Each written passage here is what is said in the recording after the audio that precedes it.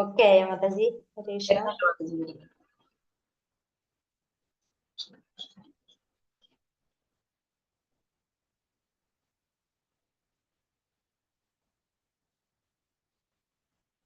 ഹരേ കൃഷ്ണ. ഓം അജ്ഞാനതിമിരാന്ധസ്യ ജ്ഞാനാഞ്ജനശലാഖയാ ചക്ഷുരുന്മീലിതം യേന തസ്മൈ ശ്രീഗുരുവേ നമഃ. ശ്രീചൈതന്യമനോഭീഷ്ടം സ്ഥാപിതം യേന ഭൂതലേ സ്വയം രൂപകഥാ മഹ്യം ദദാതി സ്വപദാന്തികം. വന്ദേഹം ശ്രീഗുരോ ശ്രീയുതപദകമലം ശ്രീഗുരുൻ വൈഷ്ണവാംശ്ച ശ്രീരൂപം സാഗ്രജാതം സഗണരഘുനാഥാന്വിതം തം സജീവം സാദ്വൈതം സാവധൂതം പരിജനസഹിതം കൃഷ്ണചൈതന്യദേവം ശ്രീരാധാകൃഷ്ണപാദാൻ സ്വഗണലളിത ശ്രീ വിശാഖാന്വിതാംശ്ച.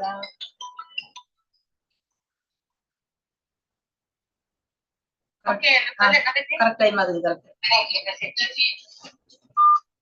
ഹരേ കൃഷ്ണ കരുണാ സിന്ധോ ദീനബന്ധോ ജഗത്പദേ ഗോപേശ ഗോപികാ കാന്ത രാധാ കാന്ത നമോസ്തുതേ തപ്ത കാഞ്ചന ഗൗരാംഗി രാധേ വൃന്ദാവനേശ്വരി വൃഷഭാനുസുതേ ദേവി പ്രണമാമി ഹരിപ്രിയേ വാഞ്ചാകൽപതരുഭ്യശ്ച കൃപാ സിന്ധുഭ്യ ഏവ ച പതിതാനാം പാവനേഭ്യോ വൈഷ്ണവേഭ്യോ നമോ നമഃ. നമോ വിഷ്ണുപാദായ കൃഷ്ണപ്രേഷ്ഠായ ഭൂതലേ ശ്രീമതേ ജയപതാക സ്വാമിനിധി നാമിനെ നമാചാര്യപാദായ നിതായ കൃപപ്രദായിനെ ഗൗരഗദാദാമധായ നഗരഗ്രാമതാരിണേ നമോ വിഷ്ണുപാദായ കൃഷ്ണപ്രേഷ്ഠായ ഭൂതലേ ശ്രീമതേ ഭക്തിവേദാന്ത സ്വാമിനിധി നാമിനെ നമസ്തേ സാരസ്വതേ ദേവേ ഗൗരവാണി പ്രചാരിണേ നിർവിശേഷ ശൂന്യവാദി പാശ്ചാത്യദേശകാരിണേ. ജയ ശ്രീകൃഷ്ണ ചൈതന്യ പ്രഭു നിത്യാനന്ദ ശ്രീ അദ്വൈത ഗദാധര ശ്രീവാസാദി ഗൗരഭക്തവൃന്ദ.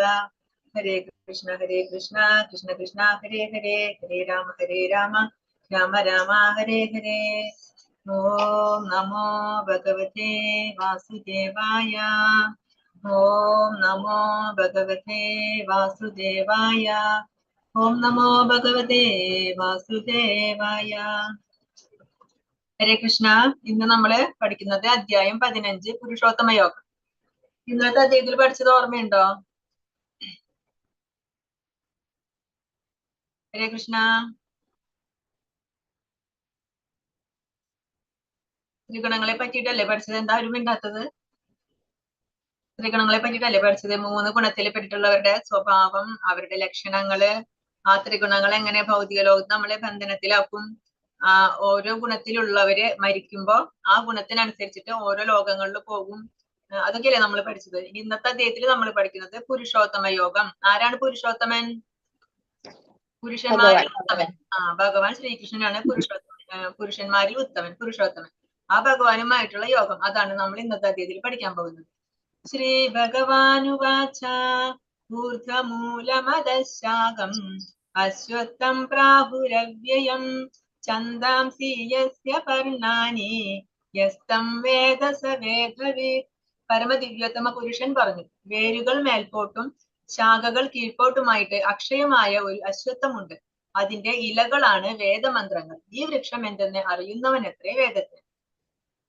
അപ്പൊ ഭൗതിക ലോകത്തെ തല കുത്തി നിൽക്കുന്ന ഒരു ആൽവൃക്ഷം, അശ്വത്ഥം എന്ന് പറയുന്നത് ആൽവൃക്ഷം, ഒരു ആൽവൃക്ഷത്തോടാണ് ഉപമിച്ചിട്ടുള്ളത്. അപ്പൊ എന്തുകൊണ്ടാണ് ഈ തല കുത്തി നിൽക്കുന്ന രൂപം? അതായത് ഈ വൃക്ഷത്തിന്റെ ഒറിജിനൽ രൂപം എവിടെയാണ്? ആധ്യാത്മിക ലോകത്താണ്. ആധ്യാത്മിക ലോകത്താണ് ഈ വൃക്ഷത്തിന്റെ ഒറിജിനൽ രൂപം. അതിന്റെ തല തിരിഞ്ഞുള്ള ഒരു രൂപം, അതിന്റെ നിഴലാണ് ഈ കാണുന്ന ഭൗതിക ലോകം എന്ന് പറയുന്നത്. അപ്പൊ ആധ്യാത്മിക ലോകത്തിന്റെ നിഴലായതുകൊണ്ട്, ആധ്യാത്മിക ലോകത്തിന്റെ ആ ഒരു തല തിരിഞ്ഞ രൂപമായതുകൊണ്ടാണ് ഈ ഭൗതിക ലോകത്തെ ഒരു തല തിരിഞ്ഞു നിൽക്കുന്ന, ഒരു തല കുത്തി നിൽക്കുന്ന വൃക്ഷത്തോട് ഉപമിച്ചിട്ടുള്ളത്. അപ്പൊ എവിടുന്നാണ് ഈ വൃക്ഷം വരുന്നത്? 14 ലോകങ്ങളുണ്ട് അല്ലെ? ഏറ്റവും മുകളിൽ ഏത് ലോക? ഏതാണ്? ബ്രഹ്മലോകം. അപ്പൊ ബ്രഹ്മാവിൽ നിന്നാണ് ഈ വൃക്ഷം വരുന്നത്. അതുകൊണ്ടാണ് ഇതിങ്ങനെ തല കുത്തി നിൽക്കുന്നത്. അപ്പൊ ഇതിന്റെ വേര് എവിടെയാണ്? ബ്രഹ്മാവില്. അവിടെ നിന്ന് താഴേക്ക്, ആ മുകളിൽ നിന്ന് താഴേക്ക് വരുന്നത് കൊണ്ടാണ് ഈ വൃക്ഷം ഇങ്ങനെ തല കുത്തി നിൽക്കുന്ന രൂപത്തിൽ കാണുന്നത്. പിന്നെ എന്താ പറയുന്നത്? ഈ വൃക്ഷം ഇത് അക്ഷയമാണ്. അക്ഷയം, ക്ഷയമില്ല, ഇതിന് ഒരിക്കലും നാശമില്ല. ഒരിക്കലും നാശമില്ലാത്ത ഒരു വൃക്ഷമാണ് ഈ ഭൗതിക ലോകം. കാരണം എന്താണ്? നമ്മൾ ഈ ഭൗതിക ലോകത്തിൽ വന്നു കഴിഞ്ഞാല് ഇവിടെ വന്ന് കാമ്യകർമ്മങ്ങളൊക്കെ ചെയ്യും. അങ്ങനെ നമ്മൾ കർമ്മബന്ധനത്തിൽ പെടും. പിന്നെ അത് ആ പുണ്യോ അല്ലെങ്കിൽ പാപം നമ്മൾ ശേഖരിക്കും. അത് അനുഭവിക്കാൻ വേണ്ടി നമ്മള് വീണ്ടും ജന്മമെടുക്കും, വീണ്ടും ഈ ഭൗതിക ലോകത്ത് ഇങ്ങനെ കറങ്ങിക്കൊണ്ടിരിക്കും അല്ലെ.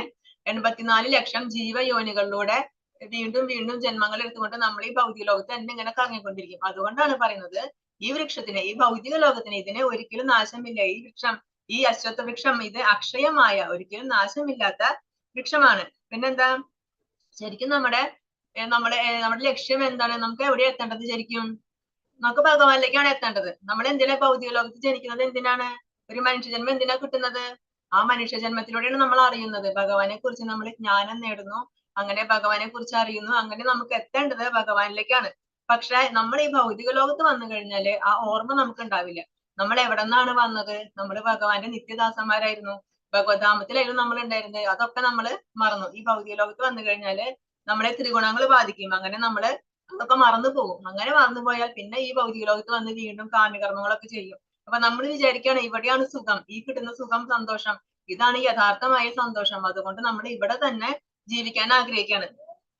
അങ്ങനെ നമ്മൾ ഈ ഭൗതിക ലോകത്ത് ബന്ധനത്തിൽ പെടും. അപ്പൊ ഇതിന്റെ ഇലകൾ എന്ന് പറയുന്നത് വേദമന്ത്രങ്ങളാണ്.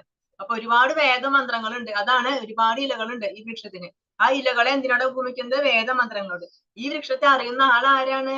വേദജ്ഞാനി. ആ വേദത്തെ അറിയുന്ന, എല്ലാ വേദങ്ങളെയും അറിയുന്ന ജ്ഞാനിയാണ് ഈ വൃക്ഷത്തെ അറിയുന്നത്. അപ്പൊ നമ്മുടെ ഈ ആൽവൃക്ഷം എന്ന് പറയുന്നത് നമ്മുടെ ഈ ഭൗതിക ലോകത്തെ ബന്ധനങ്ങളാണ്. നമ്മുടെ ഈ ഭൗതിക ലോകത്ത് കൂടുതൽ കൂടുതൽ ബന്ധനത്തിലാക്കാണ് ചെയ്യുന്നത്. ഭക്തിയോഗത്തിന്റെ മാഹാത്മ്യത്തെ പറ്റി പ്രതിപാദിച്ചത് കേട്ട ഒരാൾ അപ്പോൾ വേദങ്ങളെ കുറിച്ച് എന്തു പറയുന്നു എന്ന് ചോദിച്ചേക്കാം. വേദ പഠനത്തിന്റെ ഉദ്ദേശം കൃഷ്ണനെ പറ്റി അറിയുകയാണെന്ന് ഈ അധ്യായത്തിൽ പ്രസ്താവിക്കുന്നു. കൃഷ്ണാബോധത്തോടെ ഭക്തി സേവനത്തിൽ ഏർപ്പെടുന്നത് കൊണ്ട് തന്നെ ഒരാൾ വേദജ്ഞനാകും. ഭക്തിയോഗത്തിന്റെ മാഹാത്മ്യം എന്താണ്? ഭക്തിയോഗത്തിന്റെ മാഹാത്മ്യം എന്താണ്? വേദത്തിന്റെ ഉദ്ദേശം, എന്തിനാ നമ്മൾ വേദം പഠിക്കുന്നത്? വേദയിച്ച സർവേ രഹമേവ വേദ്യോ. വേദത്തിൽ എന്താ പറഞ്ഞിട്ടുള്ളത്? ഭഗവാനെ കുറിച്ച്. ഈ വേദങ്ങളൊക്കെ സൃഷ്ടിച്ചത് ഭഗവാനാണ്. അപ്പൊ ഈ വേദത്തിൽ പറഞ്ഞിട്ടുള്ളതും ഭഗവാനെ കുറിച്ചിട്ടാണ്. നമ്മൾ എന്തിനാ വേദം പഠിക്കുന്നത്? ഭഗവാനെ കുറിച്ച് അറിയാൻ. അതിലൂടെ അറിയേണ്ടത് ഭഗവാനെയാണ്. ആ ഭഗവാനെ പറ്റി അറിയാൻ വേണ്ടിയിട്ടാണ് നമ്മൾ വേദം പഠിക്കേണ്ടത്. എന്നാൽ നമ്മള് വേദം എന്ന് പറഞ്ഞാൽ നമുക്ക് ഒരു ജന്മം കൊണ്ട് പഠിക്കാൻ പറ്റുന്നതല്ല അല്ലെ. 4 വേദങ്ങളുണ്ട്: ഋഗ്വേദം, യജുർവേദം, സാമവേദം, അഥർവേദം. അതുകൂടാതെ കുറെ പുരാണങ്ങളുണ്ട്. അപ്പൊ ഇതൊക്കെ നമുക്ക് ഒരു ജന്മം കൊണ്ട് പഠിച്ചെടുക്കുക എന്ന് പറഞ്ഞാല് നമുക്ക് നമ്മളെ കൊണ്ട് സാധിക്കുന്ന കാര്യമല്ല. അപ്പൊ പറയാണ്, നമ്മൾ കൃഷ്ണാബോധത്തോടെ പ്രവർത്തിക്കുകയാണെങ്കിൽ, നമ്മൾ ഭക്തി സേവനത്തിൽ ഏർപ്പെടുകയാണെങ്കിൽ, നമ്മളൊരു ഭക്തനായി കഴിഞ്ഞാൽ നമുക്ക് ഈ വേദജ്ഞാനം, ഈ വേദങ്ങളിലൂടെ നമ്മൾ എന്താണോ അറിയേണ്ടത്, വേദങ്ങളോട് എന്താണ് അറിയേണ്ടത്? ഭഗവാനെയാണ് അറിയേണ്ടത്. ആ ഭഗവാനെ നമ്മൾ അറിയും. എങ്ങനെ? നമ്മൾ ഭഗവാന് സേവനം ചെയ്യുമ്പോ, നമ്മൾ ഭഗവാന് ഭക്തിയോട് കൂടി സേവനം ചെയ്ത് നമ്മൾ ഭക്തരാവുകയാണെന്നുണ്ടെങ്കിൽ അതിലൂടെ നമുക്ക് ഈ വേദങ്ങളെ അറിയാനായിട്ട് പറ്റും. ഈ വേദത്തിൽ പറയുന്ന ജ്ഞാനം അറിയാൻ പറ്റും. കാരണം ഈ വേദത്തിൽ പറയുന്ന ജ്ഞാനം ഭഗവാനാണ്. ഭഗവാനെ അറിയാനാണ് പറയുന്നത്, ഭഗവാന് സേവനം ചെയ്യാനാണ് പറയുന്നത്. അത് നമുക്ക് ഭക്തിയുത സേവനം ചെയ്യും. നമ്മൾ കൃഷ്ണാബോധത്തോടു കൂടി ഭക്തിയുത സേവനം ചെയ്യുന്നത് കൊണ്ട് തന്നെ നമുക്ക് ആ വേദജ്ഞാനം ലഭിക്കും. പിന്നെ നമ്മൾ വേറെ വേദം പഠിക്കേണ്ട ആവശ്യമൊന്നുമില്ല. എല്ലാ വേദത്തിന്റെയും വേദാന്തങ്ങളുടെയും സാര സർവസ്വമാണ് ഈ ഭഗവത്ഗീത എന്ന് പറയുന്നത്. എല്ലാ വേദങ്ങളിലും പുരാണങ്ങളിലും കൂടി എന്തൊക്കെയാണോ ഭഗവാൻ പറയുന്നത്, എന്ത് ജ്ഞാനമാണോ ഭഗവാൻ പറയുന്നത്, അതെല്ലാം ഈ ഭഗവത്ഗീതയിൽ പറയുന്നുണ്ട്. അധശ്ചോർദം പ്രസൃതാസ്തസ്യ ശാഖ ഗുണപ്രവൃദ്ധാ വിഷയപ്രവാല അധശ്ച മൂലാന്യനുസന്ധതാനി കർമാനുബന്ധീനി മനുഷ്യലോകേ. ഈ വൃക്ഷത്തിന്റെ ശാഖകൾ ഭൗതിക പ്രകൃതിയുടെ ത്രിഗുണങ്ങളാൽ പോഷിപ്പിക്കപ്പെട്ട് താഴോട്ടും മേലോട്ടും പടർന്നു കിടക്കുന്നു. ഇന്ദ്രിയ വിഷയങ്ങളാണ് അതിന്റെ ചില്ലകൾ. ഈ വൃക്ഷത്തിന് താഴേക്കിറങ്ങുന്ന വേരുകളും ഉണ്ട്. ഇവ മനുഷ്യ സമുദായത്തിന്റെ ഫലോദിഷ്ട കർമ്മങ്ങളോട് ബന്ധപ്പെട്ടവയത്രേ. അപ്പൊ ഒരു വൃക്ഷം വളരണം എന്നുണ്ടെങ്കിൽ ആ വൃക്ഷത്തിന് വെള്ളം, വളം അതൊക്കെ വേണമല്ലേ. ആ വെള്ളം വളമൊക്കെ കിട്ടുമ്പോഴാണ് ആ വൃക്ഷം പോഷിപ്പിക്കപ്പെട്ട് വളരുന്നത്. അങ്ങനെ ഈ വൃക്ഷം, അപ്പൊ ഈ ഭൗതിക ലോകമാകുന്ന ഈ വൃക്ഷത്തിന്റെ വെള്ളവും വളവും ഒക്കെ എന്താണ്? ഈ ത്രിഗുണങ്ങള്, ഭൗതിക പ്രകൃതിയുടെ ത്രിഗുണങ്ങളാണ് ഈ വൃക്ഷത്തിന്റെ വളം. അപ്പൊ ആ ത്രിഗുണങ്ങൾ കൊണ്ട് പോഷിപ്പിക്കപ്പെട്ടിട്ടാണ് ഈ വൃക്ഷം വളരുന്നത്. പിന്നെ ഇതിന്റെ ശാഖകള് മേലോട്ടും താഴോട്ടും അങ്ങോട്ടും ഇങ്ങോട്ടും ഒക്കെ ആകെ പടർന്ന് പന്തലിച്ച് കിടക്കാണ്. എന്താണ് ഇതിന്റെ ചില്ലകള്? ചില്ലകള് ഇന്ദ്രിയ വിഷയങ്ങള്. അപ്പൊ നമ്മുടെ ഇന്ദ്രിയങ്ങള് ഓരോ വിഷയങ്ങളും ആസ്വദിക്കാനായിട്ട് അതിനനുസരിച്ചുള്ള കർമ്മങ്ങൾ ചെയ്യുമ്പോ ഈ ഇതിന് ചില്ലകൾ പടർന്നു പിടിക്കുകയാണ്. വീണ്ടും വീണ്ടും ചില്ലകൾ വന്നുകൊണ്ടിരിക്കുകയാണ് ചെയ്യുന്നത്. കാരണം നമ്മുടെ ആഗ്രഹങ്ങൾക്ക് അവസാനമില്ല.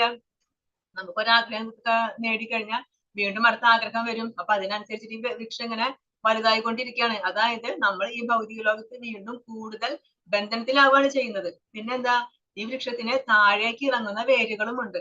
അപ്പൊ താഴേക്ക് വേരിറങ്ങിയാൽ എന്താ സംഭവിക്കുക, ആ വൃക്ഷത്തിന് ബലം കൂടില്ലേ. അതായത് ആ വൃക്ഷത്തിനെ പിന്നെ പറിച്ചെടുക്കാനായിട്ടുള്ള ബുദ്ധിമുട്ടാവും. ഇപ്പൊ നമ്മൾ പറയും അടയ്ക്കാണെങ്കിൽ നമുക്ക് മടിയിൽ വെക്കാം, അടയ്ക്കാമരാണെങ്കിൽ വെക്കാൻ പറ്റുമെന്ന് ചോദിക്കും. അതുപോലെ ഒരു തൈ ആണെങ്കിൽ നമുക്ക് അതിനെ പറിച്ചെടുക്കാൻ എളുപ്പമാണ്. അത് വളർന്ന് പന്തലിച്ച് വലിയൊരു വൃക്ഷമായി കഴിഞ്ഞാലോ നമുക്ക് അതിനെ പറിച്ചെടുക്കാനായിട്ട് എളുപ്പമല്ല.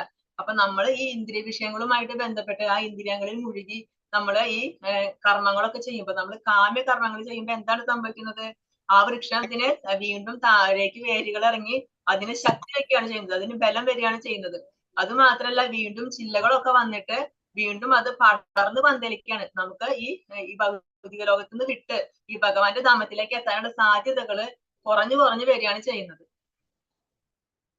ന രൂപമസ്യേഹ തദോപലഭ്യതേ നാദോ ന ഛാദിർന ച സംപ്രദിഷ്ട അശ്വത്ഥമേനം സുവിരൂഢമൂലം അസംഗശസ്ത്രേണ ദൃഢേന ചിത്വാ തദപദം തത്പരിമാർഹിതവ്യം യസ്മിൻ ഗധാനാ നിവർത്തന്തി ഭൂയഃ തമേവ ചാദ്യം പുരുഷം പ്രപദ്യേ യദപ്രവൃത്തി. ഈ വൃക്ഷത്തിന് എന്ത് ചെയ്യണമെന്നാ പറയുന്നത്, ഈ വൃക്ഷത്തിന്റെ യഥാർത്ഥ രൂപം ഈ ലോകത്തിൽ കാണുകയില്ല. അതിന്റെ ആരംഭമോ അവസാനമോ അടിസ്ഥാനമോ കണ്ടെത്താനാവില്ല. നമ്മള് ഈ ലോകത്തെ എവിടെ തിരഞ്ഞാലും തലകുത്തി നിൽക്കുന്ന ഒരു വൃക്ഷത്തെ കാണാനായിട്ട് സാധിക്കില്ല. കാരണം എന്താ, ഈ വൃക്ഷം ആധ്യാത്മിക ലോകത്തിന്റെ നിഴലാണ് അല്ലെ. ആധ്യാത്മിക ലോകത്തിന്റെ തലതിരിഞ്ഞ രൂപം അവിടുത്തെ നിഴലാണ്. അതുകൊണ്ട് ഭൗതിക ലോകത്തിൽ നമ്മൾ എവിടെ നോക്കിയാലും ഇങ്ങനെ ഒരു വൃക്ഷം നമുക്ക് കാണാനായിട്ട് സാധിക്കില്ല. വേരുറച്ച് ഉയർന്ന ഈ വൃക്ഷത്തെ ദൃഢനിശ്ചയത്തോടെ വിരക്തിയാകുന്ന ആയുധത്താൽ ഛേദിച്ചു കളയണം. അപ്പൊ ഒരു വൃക്ഷം നമുക്ക് മുറിച്ച് കളയണം എന്നുണ്ടെങ്കിൽ നമുക്ക് അതിനെ കാണണം. കാണാൻ പറ്റുന്ന വൃക്ഷത്തെ നമുക്ക് എങ്ങനെയാണ് മുറിച്ച് കളയാൻ പറ്റുക? അപ്പൊ പിന്നെ നമുക്ക് എങ്ങനെ ഈ വൃക്ഷത്തെ മുറിച്ച് കളയാൻ പറ്റും? അതിനെ നമ്മള് വിരക്തിയാകുന്ന ആയുധം. അപ്പൊ ഈ ഭൗതിക ലോകമാകുന്ന ഈ വൃക്ഷത്തെ മുറിച്ച് കളയാനുള്ള ആ ആയുധമാണ് വിരക്തി. എന്താണ് വിരക്തി? ഈ ഭൗതിക ലോകത്തോടുള്ള വിരക്തി, ഭൗതികമായ ആസക്തികളിൽ നിന്നുള്ള ആ വിരക്തി. അങ്ങനെ നമുക്ക് ആ വിരക്തി കൊണ്ട് മാത്രമേ, ആ വിരക്തിയാകുന്ന ആയുധം കൊണ്ട് മാത്രമേ ഭൗതിക ലോകമാകുന്ന ഈ വൃക്ഷത്തെ നമുക്ക് മുറിച്ചു കളയാനായിട്ട് സാധിക്കുള്ളൂ. അങ്ങനെ വൃക്ഷം മുറിച്ചു കളഞ്ഞാൽ പിന്നെ നമുക്ക് എന്താണ് സംഭവിക്കുക? എന്നിട്ട് എവിടെ ചെന്നാൽ തിരിച്ചുവരവില്ലയോ? ആ ദിവ്യപദം പോകി സ്മരണാതീത കാലം മുതൽക്കേയുള്ള എല്ലാറ്റിന്റെയും ഉറവിടമായ ആ പരമപുരുഷനെ സ്വയം സമർപ്പിക്കണം.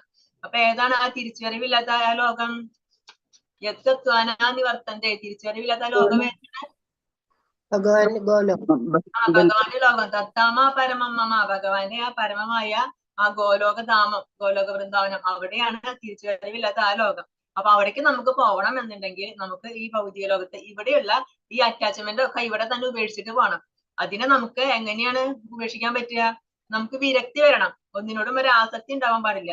ഈ ഭൗതിക ലോകത്തെ ഒന്നിനോടും, ഒരു ബന്ധങ്ങളോടും, ഇവിടുത്തെ സുഖ സൗകര്യങ്ങളോട്, പണം, വീട്, കാറ്, അങ്ങനെ ഒന്നിനോടും ഒരു ആസക്തി ഉണ്ടാവാനായിട്ട് പാടില്ല. ഞാൻ എന്റെ പിതാവിന്റെ പുത്രൻ, പിതാവ് ഇന്നയാളുടെ പുത്രൻ എന്നിങ്ങനെ ആരാഞ്ഞത് പോയാൽ ഒടുവിൽ ബ്രഹ്മാവിലും ബ്രഹ്മാവിന് പിറവി കൊടുത്ത ഗർഭോദകശായി വിഷ്ണുവിലും എത്താം, പിന്നെ ശ്രീ ഭഗവാനിലും. ഇവിടെ അന്വേഷണം അവസാനിക്കും. ഭഗവത് ജ്ഞാനമുള്ളവരുടെ സഹവാസം കൊണ്ട് വേണം ഈ വൃക്ഷത്തിന്റെ ആരംഭമാകുന്ന പരമദിവ്യോത്തമ പുരുഷനെ ആരാഞ്ഞറിയാൻ. അതറിഞ്ഞ ഒരാൾക്ക് ഈ മായികമായ നിഴലിനോട് ആസക്തി ഉണ്ടാവില്ല. അങ്ങനെ ജ്ഞാനം കൊണ്ട് ഈ മായ വൃക്ഷത്തോടുള്ള ബന്ധനമറുത്ത് യഥാർത്ഥ വൃക്ഷത്തിൽ സ്ഥിതി ചെയ്യുവാൻ കഴിയും. അപ്പൊ നമ്മൾ അന്വേഷിക്കാണ്, ഇപ്പൊ എന്റെ അച്ഛൻ ആരാണ്, ആ അച്ഛന്റെ അച്ഛൻ ആരാണ്, ആ അച്ഛന്റെ അച്ഛൻ ആരാണ്, ഇങ്ങനെ നമ്മൾ അന്വേഷിച്ച് പോയി നമ്മൾ എവിടെ എത്തും? ഭഗവാനിലെ. കാരണം ആദ്യം ഭഗവാൻ മാത്രമേ ഉണ്ടായിരുന്നുള്ളൂ. ഭഗവാൻ പിന്നെ ബ്രഹ്മാവിനെ സൃഷ്ടിച്ചു. പിന്നെയാണ് ബ്രഹ്മാവാണ് ബാക്കിയുള്ള ജീവജാലങ്ങളെ എല്ലാം സൃഷ്ടിച്ചത്. അപ്പൊ നമ്മുടെ എല്ലാം എവിടെ നിന്നാണ് ഉറവിടം? ഭഗവാൻ മുമ്പ് പറഞ്ഞിട്ടുണ്ടല്ലേ, അഹം ബീജപ്രദാപിത, ഞാനാണ് എല്ലാവരുടെയും പിതാവ്, എല്ലാവർക്കും ബീജം പ്രദാനം ചെയ്ത ആ ആദ്യ പിതാവ് ഞാനാണ് എന്ന് ഭഗവാൻ പറഞ്ഞിട്ടുണ്ട്. അപ്പൊ ആ ഭഗവാനാണ് നമ്മുടെ എല്ലാം പിതാവ്. അപ്പം ഒരു കുട്ടി അച്ഛനെ കൈവിട്ട് പോയി കഴിഞ്ഞാൽ ആ കുട്ടിക്ക് സന്തോഷം ഉണ്ടായിരിക്കുമോ? ഒരിക്കലും ഉണ്ടായിരിക്കില്ല. പിന്നെ ആ കുട്ടിക്ക് എപ്പോഴാ സന്തോഷം വരിക? എപ്പോഴാണോ വീണ്ടും അച്ഛന്റെ അടുത്ത് തിരിച്ചെത്തുന്നത്, അപ്പോഴേ ആ കുട്ടിക്ക് സന്തോഷം ഉണ്ടാവുള്ളൂ. അതുപോലെയാണ് നമ്മളും. നമ്മള് ഭഗവാന്റെ അടുത്ത് വന്നു, നമ്മുടെ പിതാവാണ് ഭഗവാൻ, അവിടെ നമ്മൾ വന്നു. അപ്പൊ നമുക്ക് വീണ്ടും സന്തോഷം ഉണ്ടാവണമെങ്കിൽ നമ്മൾ വീണ്ടും തിരിച്ച് ആ ഭഗവാന്റെ അടുത്ത്, ആ പിതാവിന്റെ അടുത്ത് നമ്മൾ തിരിച്ചെത്തണം. അപ്പോഴേ നമ്മുടെ ആത്മാവിന് ആനന്ദം ഉണ്ടായിരിക്കുള്ളൂ. ഇവിടെ അന്വേഷണം അവസാനിക്കും. ഭഗവത് ജ്ഞാനമുള്ളവരുടെ സഹവാസം കൊണ്ട് വേണം ഈ വൃക്ഷത്തിന്റെ ആരംഭമാകുന്ന പരമദിവ്യതമ പുരുഷനെ ആരാഞ്ഞറിയാൻ. അപ്പൊ ഈ വൃക്ഷത്തിന്റെ ആരംഭം എവിടെ നിന്നാണ്? ഭഗവാനിൽ നിന്നാണ്. അത് അറിയണമെന്നുണ്ടെങ്കിൽ എന്ത് വേണം? നമ്മള് ഭക്തരുമായിട്ടുള്ള സഹവാസം കൂടണം. ആ ഭക്തരുടെ സഹവാസം കൊണ്ട് മാത്രമേ നമുക്ക് ഭഗവാനെ പറ്റി അറിയാനായിട്ട് സാധിക്കുള്ളൂ. ഭക്തര് നമുക്ക് പറഞ്ഞു തരും. ഭക്തരുടെ നമുക്ക് അറിയാൻ പറ്റും ഭഗവാനെ പറ്റി ആ ജ്ഞാനം അറിയാൻ പറ്റും. അങ്ങനെ നമ്മൾ അറിഞ്ഞു കഴിഞ്ഞാൽ പിന്നെ നമ്മള് എന്ത് ചെയ്യും? ആ ഭഗവാനിലേക്ക് എത്താനുള്ള ശ്രമങ്ങൾ നമ്മൾ ആരംഭിക്കും. ഭഗവാന് നമ്മുടെ സേവനങ്ങൾ ചെയ്യും. അങ്ങനെ ഭഗവാനിലേക്ക് എത്താൻ നമുക്ക് സാധിക്കും. അപ്പൊ ആ സമയത്ത് നമുക്ക് ഈ ഭൗതിക ലോകത്തിനോട്, ഈ ആധ്യാത്മിക ലോകത്തിന്റെ നിഴലായിട്ടുള്ള ഈ ഭൗതിക ലോകത്തോട് ആസക്തി ഉണ്ടാവില്ല. നമുക്ക് യഥാർത്ഥ വൃക്ഷം കണ്ടു കഴിഞ്ഞാൽ പിന്നെ നിഴലിനോട് ആസക്തി ഉണ്ടാവുമോ? ഇല്ല. പിന്നെ നമുക്ക് നിഴല് വേണ്ട. കാരണം എന്താ? നമ്മൾ അതിന്റെ ഒറിജിനല് കണ്ടെത്തി കഴിഞ്ഞു. നമ്മളിപ്പോ ഒരു പാല് കുടിക്കാണ്, പഞ്ചസാര ഒക്കെ ഇട്ട് നല്ല മധുരത്തിൽ പാല് കുടിച്ചോണ്ടിരിക്കുക. ആ സമയത്ത് ആരെങ്കിലും വന്നിട്ട് നമുക്ക് പാൽപ്പായസം തന്നു. പിന്നെ നമ്മൾ പാൽപ്പായസം കുടിച്ചു കഴിഞ്ഞാൽ പിന്നെ നമുക്ക് ഈ പാലിനോട് ടേസ്റ്റ് ഉണ്ടായിരിക്കുമോ? ടേസ്റ്റ് ഉണ്ടാവില്ല. കാരണം എന്താ? നമുക്കൊരു ഹയർ ടേസ്റ്റ് കിട്ടിയില്ലേ? അതിന് വലിയൊരു രുചി കിട്ടിക്കഴിഞ്ഞു. അത് കിട്ടിക്കഴിഞ്ഞാൽ പിന്നെ അതിലും ചെറിയ രുചികളോട് നമുക്ക് താല്പര്യം ഉണ്ടായിരിക്കില്ല. അപ്പൊ അതുപോലെയാണ്. അതുപോലെ നമ്മൾ ഭഗവാനെ പറ്റി അറിഞ്ഞു കഴിഞ്ഞാൽ, ഭഗവാനെ കുറിച്ചുള്ള ജ്ഞാനം അറിഞ്ഞു കഴിഞ്ഞാൽ പിന്നെ നമുക്ക് ഈ ഭൗതിക ലോകമാകുന്ന ഈ നിഴലിനോട് ഒരിക്കലും ആസക്തി ഉണ്ടാവില്ല. കാരണം നമുക്ക് കിട്ടിക്കഴിഞ്ഞു, നമ്മുടെ ഹയർ ടേസ്റ്റ് കിട്ടിക്കഴിഞ്ഞു. പിന്നെ നമുക്ക് അവിടെ എത്താനായിരിക്കും ആസക്തി ഉണ്ടായിരിക്കുക. അങ്ങനെ ജ്ഞാനം കൊണ്ട് ഈ മായ വൃക്ഷത്തോടുള്ള ബന്ധനം മറുത്ത് യഥാർത്ഥ വൃക്ഷത്തിൽ സ്ഥിതി ചെയ്യുവാൻ കഴിയും. അങ്ങനെ നമുക്ക് ജ്ഞാനം നേടിക്കഴിഞ്ഞാലേ ഈ മായാവൃക്ഷമാകുന്ന ഈ ഭൗതിക ലോകത്തോടുള്ള ബന്ധനം, ആ വിരക്തി കൊണ്ട് ബന്ധനം മറുത്തിട്ട് നമുക്ക് യഥാർത്ഥ വൃക്ഷമായ ഭഗവത് ധാമത്തിൽ എത്താനായിട്ട് സാധിക്കുന്നു. നിർമാനമോഹാജിത സംഗദോഷ അധ്യാത്മനിത്യാ വിനിവൃത്ത കാമാഃ ദ്വന്ദ്വൈർവിമുക്താ സുഖദുഃഖ സംജ്ഞൈർ ഗച്ഛന്ത്യമൂഢാ പദമവ്യയം തത്. നിത്യാഭിമാനം, മായാമോഹം, ദുസ്സംസർഗം എന്നീ ദോഷങ്ങൾ ഒഴിഞ്ഞ് ഭൗതിക തൃഷ്ണയിൽ പെടാതെ സനാതന തത്വത്തെ അറിഞ്ഞ് സുഖദുഃഖാദികളായ ദ്വന്ദ്ങ്ങളിൽ നിന്നും മോചിതരായി വിഭ്രാന്തരാകാതെ പരമപുരുഷനെ സ്വയം സമർപ്പിക്കുന്നത് എങ്ങനെ എന്നറിയാവുന്നവർ പരമമായ ശാശ്വത സാമ്രാജ്യം പ്രാപിക്കും. അപ്പൊ ഇതിൽ എന്താ പറയുന്നത്? മിഥ്യാഭിമാനം. എന്താണ് മിഥ്യാഭിമാനം? ഞാൻ, അഹം എന്നുള്ള ആ ഭാവം, ഞാൻ ഈ ശരീരമാണ്, ഞാൻ എന്നുള്ള ആ ശരീരബോധമാണ് മിഥ്യാഭിമാനം. പിന്നെ മായാമോഹം, നമുക്ക് തോന്നാണ് എനിക്ക് ആ ഗുണമുണ്ട്, ഞാൻ അങ്ങനെയാണ്, ഞാനൊരു വലിയ സംഭവമാണ് എന്നൊക്കെ നമുക്ക് തോന്നുന്നു. പിന്നെ ദുസ്സംസർഗം, ചീത്ത ആളുകൾ, അതായത് ഭക്തരല്ലാത്ത ആളുകളുമായിട്ടുള്ള ആ സംസർഗം. ഈ ദോഷങ്ങളൊക്കെ ഒഴിഞ്ഞ് ഭൗതിക തൃഷ്ണയിൽ പെടാതെ സനാതന തത്വത്തെ അറിഞ്ഞ്, എന്താണ് സനാതന തത്വം? ഭഗവാൻ എന്ന ആ തത്വം, ആ തത്വത്തെ അറിഞ്ഞിട്ട് സുഖദുഃഖാദികളായ ദ്വന്ദ്ങ്ങളിൽ നിന്നും, സുഖം ദുഃഖം, മാനം അപമാനം, നിന്ദാസ്തുതി, ഇതൊന്നും ഉണ്ടായിരിക്കില്ല. അതിൽ നിന്നെല്ലാം മോചിതരായി വിഭ്രാന്തരാകാതെ പരമപുരുഷനെ സ്വയം സമർപ്പിക്കുന്നത് എങ്ങനെയെന്ന് അറിയാവുന്നവർ പരമമായ ശാശ്വത സാമ്രാജ്യം പ്രാപിക്കും. അപ്പൊ എങ്ങനെയുള്ളവർക്കാണ് ആ പരമപുരുഷനെ പ്രാപിക്കാൻ സാധിക്കുക? ആ പരമമായ ആ ശാശ്വത സാമ്രാജ്യം, ആ ഗോലോക വൃന്ദാവനം, ആ ഭഗവത് ധാമം പ്രാപിക്കാൻ ആർക്കാണ് സാധിക്കുക? നമ്മുടെ മിഥ്യാഭിമാനം ഒഴിയണം, നമ്മുടെ ശരീരബോധം ഇല്ലാതാവണം. ഞാനൊരു വലിയ സംഭവമാണ്, ഞാൻ എന്നുള്ള ആ ഭാവം നമ്മളെ വിട്ടുപോകണം. അതുപോലെ അഭക്തരുമായിട്ടുള്ള കൂട്ടുകെട്ട് നമുക്ക് ഒരിക്കലും ഭക്തി ഉണ്ടാവില്ല. നമ്മുടെ ഭക്തി വളരില്ല എന്ന് മാത്രമല്ല, നമ്മൾ കീഴോട്ടായിരിക്കും വരിക. അപ്പൊ അതുകൊണ്ട് ഒരിക്കലും അഭക്തരുമായിട്ട് സത്സംഗം അല്ല, ദുസ്സംഗം, ആ സംഘം ഉണ്ടാവാനായിട്ട് പാടില്ല. കാരണം അത് നമ്മുടെ ഭക്തിയെ നശിപ്പിക്കും. അങ്ങനെ മാറുമ്പോ തന്നെ നമ്മൾ ഈ ഭൗതികമായ ആ അറ്റാച്ച്മെന്റിൽ നിന്ന് വിട്ടുപോകും. പിന്നെ നമ്മൾ ഭഗവാനെ അറിയണം, ആ സനാതന തത്വം, ഒരിക്കലും നാശമില്ലാത്ത ആ തത്വം, അതാണ് ഭഗവാൻ. ആ ഭഗവാനെ നമ്മൾ അറിയും. ഭഗവാനെ നമ്മൾ അറിഞ്ഞു കഴിഞ്ഞാൽ പിന്നെ നമുക്ക് ഈ ഭൗതിക ലോകത്തെ സുഖാവട്ടെ, ദുഃഖാവട്ടെ, സങ്കടം, വിഷമം, ഇതൊന്നും നമ്മളെ ബാധിക്കില്ല. കാരണം എന്താ? നമ്മൾ അതിലും വലിയ ലക്ഷ്യം നമുക്കുണ്ട്. അങ്ങനെ ഇരിക്കുകയാണെങ്കിൽ, അങ്ങനെ ആ ഒരു ലൈഫ് നമ്മൾ ജീവിക്കുകയാണെങ്കിൽ, നമ്മള് ഭഗവാനെ കൃഷ്ണബോധത്തോടു കൂടി നമ്മൾ ഭഗവാന്റെ സേവനങ്ങൾ ചെയ്യുകയാണെങ്കിൽ എന്താണ്? നമുക്ക് ആ ഭഗവാന്റെ ധാമത്തെ പ്രാപിക്കാനായിട്ട് സാധിക്കും.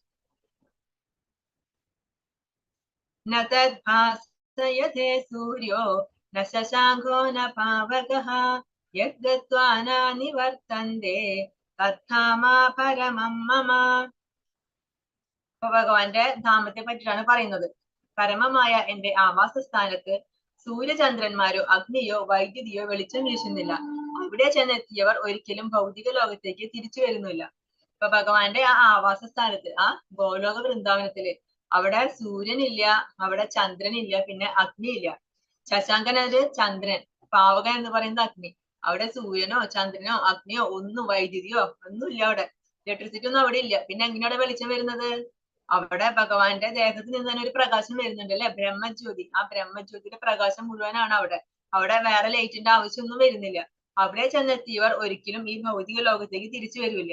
ഇനി അവിടെ ചെന്ന് എത്തിക്കഴിഞ്ഞാലോ പിന്നെ നമുക്ക് ഈ ഭൗതിക ലോകത്തേക്ക് തിരിച്ചു വരേണ്ട ആവശ്യമില്ല. കാരണം നമ്മുടെ എല്ലാ കർമ്മഫലങ്ങളും ഇവിടെ എല്ലാ കർമ്മബന്ധങ്ങളും ഒഴിഞ്ഞിട്ടാണ് നമ്മൾ ആ ഇവിടെ വിട്ടിട്ട് ആ ഭഗവാന്റെ ധാമത്തിലേക്ക് എത്തുന്നത്. പിന്നെ അവിടെ ചെന്ന് കഴിഞ്ഞാൽ പിന്നെ നമുക്ക് ഒരു തിരിച്ചു വരവില്ല.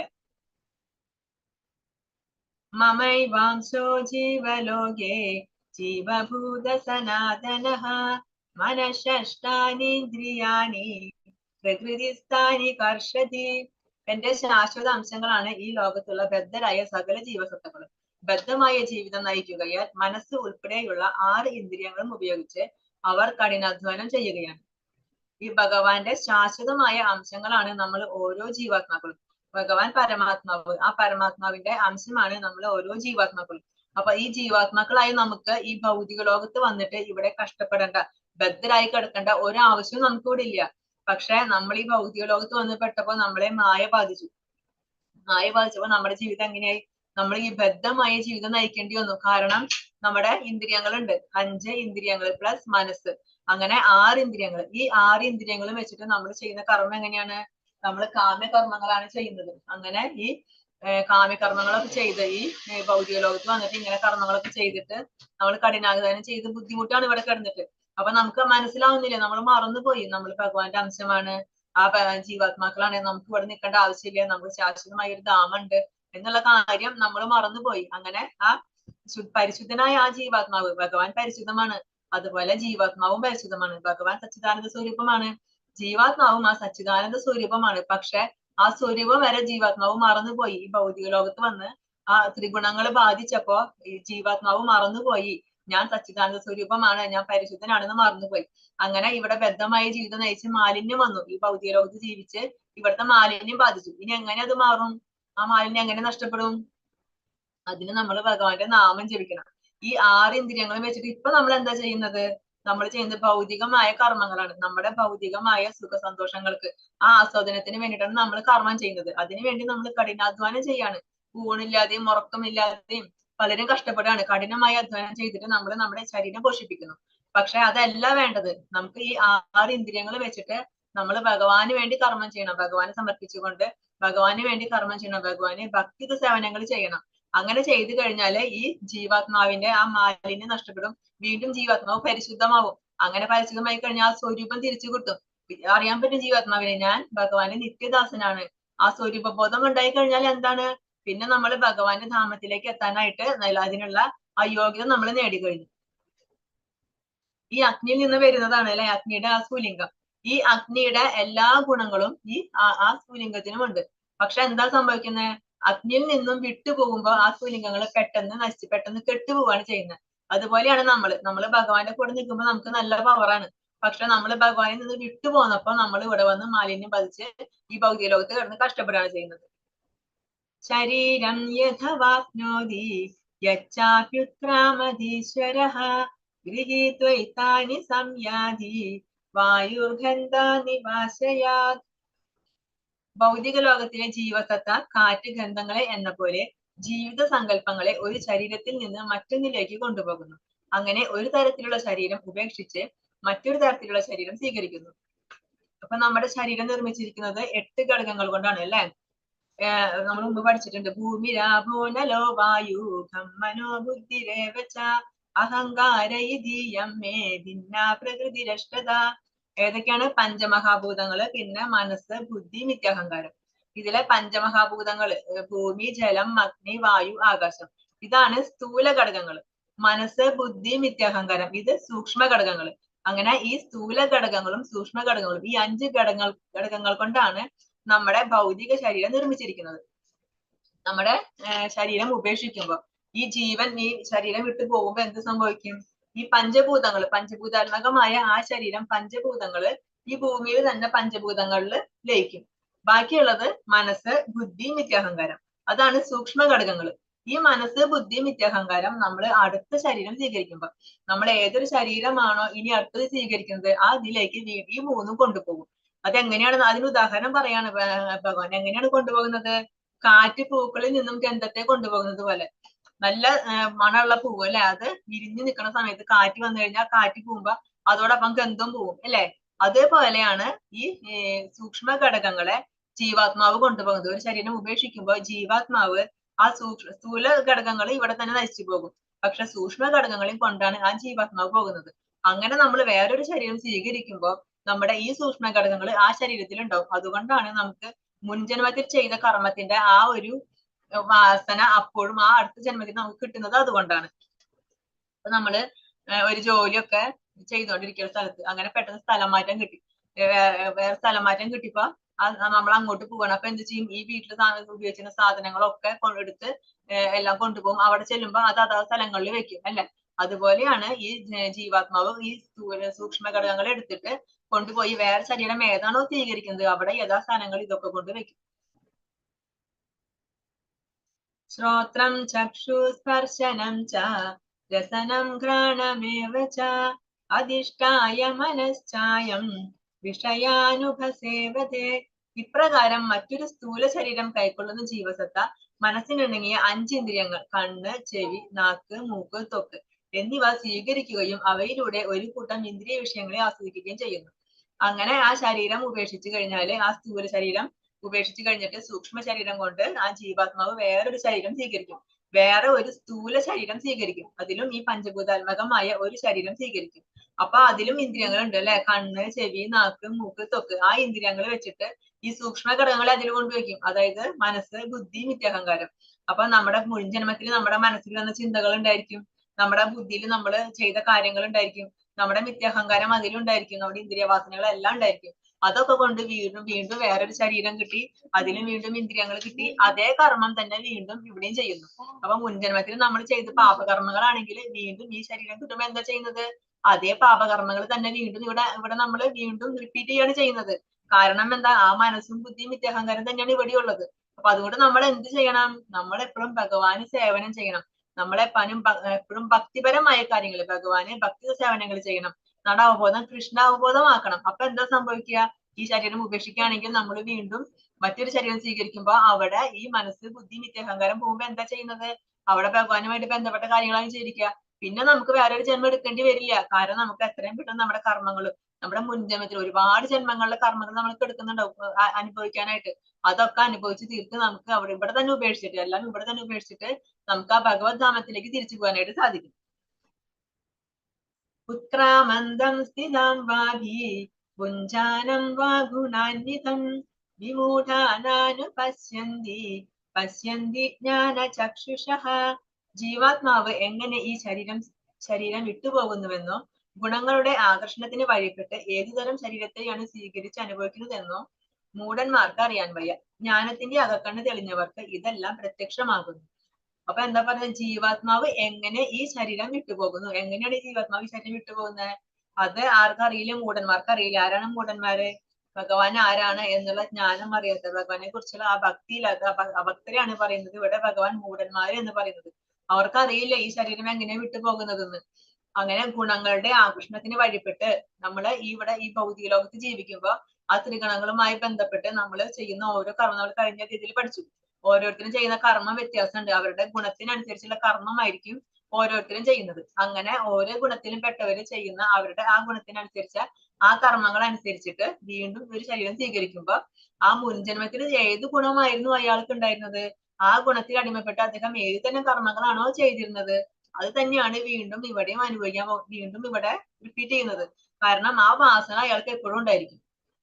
അപ്പൊ അങ്ങനെ ഒരു ശരീരം വീണ്ടും സ്വീകരിച്ചിട്ട് ഇവിടെ വീണ്ടും ഇതേ കർമ്മം തന്നെ ചെയ്യാൻ പോകുന്ന ഈ മൂഢന്മാർക്ക്, ഈ അഭക്തർക്ക് അറിയില്ലാത്തത് ആർക്കറിയാ, അത് ഭക്തർക്ക് മാത്രമേ അറിയാൻ പറ്റൂല. എങ്ങനെ അറിയാൻ പറ്റിയ ഭക്തർക്ക്, ഒരു ഭക്തന്റെ സത്സംഗം കൊണ്ട്, മറ്റൊരു ഭക്തന്റെ സത്സംഗം കൊണ്ട് മാത്രമേ ഒരാൾക്ക് ആ ജ്ഞാനം അറിയാൻ പറ്റൂ. അങ്ങനെ അയാളും ഭക്തനാകുന്നു. അപ്പൊ ആ ജ്ഞാനത്തിന്റെ അകക്കണ്ണ് തെളിഞ്ഞവർക്ക് ഇതെല്ലാം പ്രത്യക്ഷമാകും. ആ ജ്ഞാനമാകുന്ന അകക്കണ്ണ്, ആ ദീപം പ്രകാശിക്കുമ്പോ മാത്രമേ ആ ഇരുട്ട് നഷ്ടപ്പെടുള്ളൂ അല്ലെ. ദീപം വന്നു കഴിഞ്ഞാൽ, വെളിച്ചം വന്നു കഴിഞ്ഞാൽ പിന്നെ അന്ധകാരത്തിന്റെ അവിടെ സ്ഥാനമില്ല. അപ്പൊ നമ്മൾ പഠിച്ചിട്ടുണ്ട്, ഓം ജ്ഞാനതിമിരാന്തസ്യ ജ്ഞാനാഞ്ജനശലാകയ ചക്ഷുരുന്മീലിതം യേന തസ്മൈ ശ്രീ ഗുരുവേ നമഃ. നമ്മുടെ ആ അജ്ഞാനം മാറ്റി, ആ ജ്ഞാനം നൽകുന്ന അന്ധകാരം മാറ്റി നമുക്ക് ആ പ്രകാശം നൽകുന്നത് ആരാണ്, ആ ഗുരുവാണ് നമുക്ക് നൽകുന്നത്. അപ്പൊ ആ ഗുരു തരുന്ന ജ്ഞാനം എങ്ങനെ കിട്ടും നമുക്ക്, ആ ഗുരുവിന്റെ മറ്റു ഭക്തരുണ്ടാവും, ആ ഭക്തരിൽ നിന്ന് നമുക്ക് ആ ജ്ഞാനം കിട്ടും. അങ്ങനെ ആ ജ്ഞാനം കൊണ്ട് നമുക്ക് നമ്മുടെ അകക്കണ്ണ് തെളിയണം. അപ്പൊ നമുക്ക് മനസ്സിലാവും ഈ ശരീരം വിട്ടു കഴിഞ്ഞാൽ നമ്മുടെ എനിക്ക് എന്താ സംഭവിക്കാൻ പോകുന്നത്. നമ്മുടെ മുൻജന്മ കർമ്മം അനുസരിച്ച് നമ്മൾ വീണ്ടും വീണ്ടും ജന്മങ്ങൾ എടുത്തുകൊണ്ടിരിക്കും, വീണ്ടും വീണ്ടും കർമ്മ ചെയ്തുകൊണ്ടിരിക്കും. അപ്പൊ നമ്മൾ ചിന്തിക്കണം, എനിക്ക് ഇനി ഇങ്ങനെ ഇത്ര കർമ്മങ്ങൾ എനിക്ക് ചെയ്യേണ്ടാകും, എനിക്ക് ഇനി ഭഗവാനിലേക്ക് എത്തണം, ഞാൻ ഭഗവാന്റെ നിത്യദാസനാണ്, അപ്പൊ എനിക്ക് ഭഗവാനിലേക്ക് തന്നെ തിരിച്ചെത്തണം. അതിന് ഞാൻ എന്ത് വേണം, ആ ഭഗവാനിലേക്ക് തിരിച്ചെത്താൻ ഞാൻ എന്തേലും കർമ്മങ്ങളാണോ ഞാൻ ചെയ്യേണ്ടത്, അത്തരം കർമ്മങ്ങൾ നമ്മൾ ചെയ്യാനായിട്ട് ശ്രമിക്കണം. യതന്തോ യോഗിനശ്ചൈനം പശ്യന്ത്യാത്മന്യവസ്ഥിതം യതന്തോപ്യകൃതാത്മാനോ നൈനം പശ്യന്ത്യചേതസഃ. ആത്മസാക്ഷാത്കാരം ലഭിച്ച് എപ്പോഴും യത്നിച്ചുകൊണ്ടിരിക്കുന്ന അതീന്ദ്രിയവാദികൾക്ക് ഇതെല്ലാം വ്യക്തമായി കാണാൻ കഴിയും. മനോവികാസം പ്രാപിക്കാത്തവർക്കും ആത്മസാക്ഷാത്കാരം ലഭിക്കാത്തവർക്കും ശ്രമിച്ചാലും എന്താണ് സംഭവിക്കുന്നത് എന്ന് അറിയാൻ കഴിയില്ല. അപ്പൊ എന്താണ് ആത്മസാക്ഷാത്കാരം? എന്താ ആത്മസാക്ഷാത്കാരം എന്ന് പറയുന്നത്? ഭഗവാനെ അറിഞ്ഞാൽ ആത്മസാക്ഷാത്കാരായി. ഭഗവാനെ അറിയാം, അതുപോലെ നമ്മൾ ആരാണെന്ന് അറിയണം അല്ലേ? നമ്മൾ ആരാണെന്ന് അറിയണം, ഭഗവാൻ ആരാണെന്ന് അറിയണം, നമ്മളും ഭഗവാനും തമ്മിലുള്ള ബന്ധം എന്താണെന്ന് അറിയണം. അപ്പൊ നമുക്ക് ആത്മസാക്ഷാത്കാരം ലഭിച്ചു. അങ്ങനെ ആത്മസാക്ഷാത്കാരം ലഭിച്ചു കഴിഞ്ഞാൽ പിന്നെ നമ്മൾ എന്താ ചെയ്യാ, എപ്പോഴും യത്നിച്ചുകൊണ്ടേയിരിക്കുന്ന അതീന്ദ്രിയവാദികൾ, പിന്നെ നമ്മൾ അതീന്ദ്രിയമായ അവസ്ഥയിലായിരിക്കും, നമ്മളെ ഇന്ദ്രിയങ്ങൾക്കും അതീതമാവും. ആത്മസാക്ഷാത്കാരം ലഭിച്ച ഒരു വ്യക്തി ഇന്ദ്രിയങ്ങൾക്കും അതീതമായിരിക്കും, അയാൾക്ക് എല്ലാം കാണാൻ കഴിയും. ആ ഒരു ഭക്തനായിരിക്കും, ഒരു നല്ല ഭക്തനായിരിക്കും, ആ ഭക്തനെ എല്ലാം അറിയാൻ പറ്റും. അപ്പൊ അദ്ദേഹത്തിന് ഭഗവാന്റെ കാരുണ്യം കൊണ്ട് ആ ജ്ഞാനം നേടാൻ കഴിയും. അങ്ങനെ ആ ജ്ഞാനത്തിലൂടെ അദ്ദേഹത്തിന് എല്ലാം വ്യക്തമായിട്ട് കാണാൻ കഴിയും. മനോവികാസം പ്രാപിക്കാത്തവർക്കും ആത്മസാക്ഷാത്കാരം ലഭിക്കാത്തവർക്കും ശ്രമിച്ചാലും എന്താണ് സംഭവിക്കുന്നതെന്ന് അറിയാൻ കഴിയില്ല. ഇനി അഭക്തർക്ക്, ഈ ആത്മസാക്ഷാത്കാരം ലഭിക്കാത്ത അഭക്തർക്ക്, അവർക്ക് മനോവികാസം പ്രാപിച്ചിട്ടില്ല, അവരുടെ മനസ്സിന് വികാസം പ്രാപിച്ചിട്ടില്ല. കാരണം അവരുടെ മനസ്സിൽ ഇപ്പോഴും ഭൗതിക ചിന്തകളാണ്, ഭൗതികമായ താല്പര്യങ്ങളാണ്. അതുകൊണ്ട് അവർക്ക് ആധ്യാത്മികമായ ജ്ഞാനം ലഭിച്ചിട്ടില്ല, ആധ്യാത്മികമായ വികാസം അവർക്ക് പ്രാപിച്ചിട്ടില്ല. അവർക്ക് ഒരിക്കലും കാണാൻ സാധിക്കില്ല, ഭഗവാനെ അറിയാനായിട്ട് ഒരിക്കലും അവർക്ക് സാധിക്കില്ല. നമ്മൾ പറഞ്ഞു കൊടുത്താലും, ഭഗവാനെ പറ്റി എന്താണ് ഭഗവാൻ എന്ന് നമ്മൾ പറഞ്ഞു കൊടുത്താലും, ഭഗവാനെ നാമം ജപിക്കുന്നത് പറഞ്ഞു കൊടുത്താലും അവരത് അക്സെപ്റ്റ് ചെയ്യില്ല. കാരണം എന്താ, അവർക്ക് ആ ജ്ഞാനം, അവരുടെ മനസ്സിന് വികാസം പ്രാപിച്ചിട്ടില്ല, ആ ജ്ഞാനം അവർക്ക് നേടാനായിട്ട് കഴിയില്ല. അപ്പൊ ആത്മസാക്ഷാത്കാരം ലഭിച്ച ഒരാളെ എപ്പോഴും അതീന്ദ്രിയ അവസ്ഥയിലായിരിക്കും. അദ്ദേഹത്തിന് എല്ലാം അറിയാൻ പറ്റും, ഭഗവാനെ പറ്റിയുള്ള എല്ലാ ജ്ഞാനം അദ്ദേഹത്തിന് അറിയാൻ പറ്റും. അപ്പൊ അദ്ദേഹത്തിൽ നിന്ന് നമ്മൾ അതെല്ലാം ആ ജ്ഞാനം നേടിയെടുക്കണം. യഥാദിത്യഗതം തേജോ ജഗദ്ഭാസയതേഖിലം യച്ചന്ദ്രമസി യച്ചാഗ്നൗ തത്തേജോ വിദ്ധി മാമകം. പ്രപഞ്ചത്തിലെ അന്ധകാരം അത്രയും നീക്കി അതിന്റെ ശോഭായമാനമാക്കുന്ന സൂര്യന്റെ തേജസ് എന്നിൽ നിന്നാണ് വരുന്നത്. ചന്ദ്രന്റെയും അഗ്നിയുടെയും തേജസ്സുകളും എന്നിൽ നിന്ന് തന്നെ വരുന്നവയാണ്. അപ്പൊ ഭഗവാൻ എന്താ പറയുന്നത്, സൂര്യന്റെ തേജസ് വരുന്നത് എന്നിൽ നിന്നാണ്, ചന്ദ്രന്റെ തേജസ്, അതേപോലെ അഗ്നിയുടെ തേജസ്, ഈ മൂന്ന് തേജസ്സും വരുന്നത് ആരിൽ നിന്നാണ്, ഭഗവാനിൽ നിന്ന് തന്നെയാണ് വരുന്നത്. ഇതെല്ലാം ഭഗവാന്റെ ആ പരമാത്മ ചൈതന്യമാണ്. ഇതെല്ലാം ഈ സൂര്യന്റെ ആയാലും ചന്ദ്രന്റെ ആയാലും അഗ്നിയുടെ ആയാലും ആ പ്രകാശം, അതെല്ലാം എന്റെ ശക്തിയാണ്, അതെല്ലാം ഭഗവാന്റെ ശക്തിയാണ്. പക്ഷെ എന്താണ് വ്യത്യാസം? എന്താ വ്യത്യാസം? സൂര്യൻ തരുന്നത് എന്താണ്? പ്രകാശം തരും അല്ലെ, ചൂടാണ്. അതേപോലെ ചന്ദ്രന്റെ പ്രകാശത്തിൽ എങ്ങനെയാണ്? ചന്ദ്രൻ തരുന്നത് നിലാവായിട്ടാണ് തരുന്നത്. ഇനി അഗ്നിയുടെ നമുക്ക് നല്ല പൊള്ളലാണ്, ചൂടാണ് വരുന്നത്. അപ്പൊ ഇത് മൂന്നും തരുന്നത് ആരാണ്? എല്ലാം ഭഗവാന്റെ ശക്തി തന്നെയാണ്. നമ്മൾ ഉദാഹരണം പറയുകയാണെങ്കിൽ വൈദ്യുതിയുടെ ഉദാഹരണം എടുക്കാം. വൈദ്യുതി ബൾബിന് എങ്ങനെ കൊടുക്കും? ബൾബിൽ വൈദ്യുതി പ്രവർത്തിക്കുമ്പോൾ നമുക്ക് പ്രകാശമായിട്ട് കിട്ടും.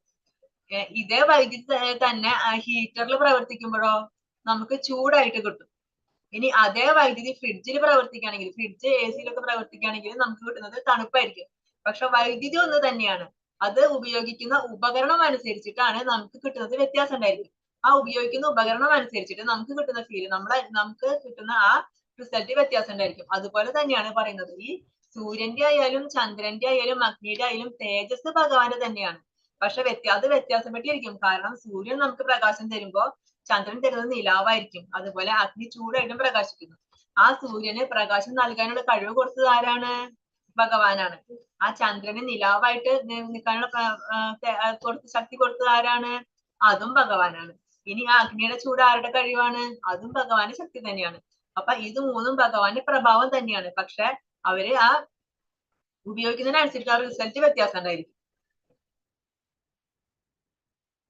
കാമാവിശ്യ ച ഭൂതാനി താരയാമ്യഹമോജസാ ഉഷ്ണാമി ചൗഷധി സർവ സോമോ ഭൂത്വാ രസാത്മകഃ.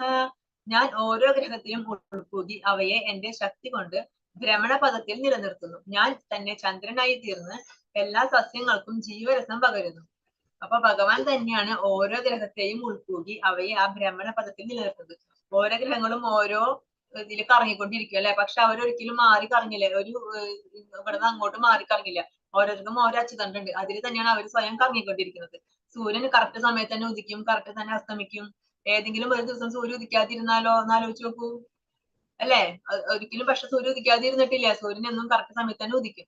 അതുപോലെ ഓരോ ഗ്രഹങ്ങളും കറങ്ങിക്കൊണ്ടിരിക്കുന്നുണ്ട്, അവരൊരിക്കലും അവരെ കറക്കം നിർത്തുന്നില്ല, ഒരിക്കലും അവസാനിപ്പിക്കുന്നില്ല, അത് അവര് തുടർന്നുകൊണ്ടേ ഇരിക്കുന്നുണ്ട്. ഇതൊക്കെ ആരുടെ ശക്തിയാണെന്ന് പറയുന്നത്?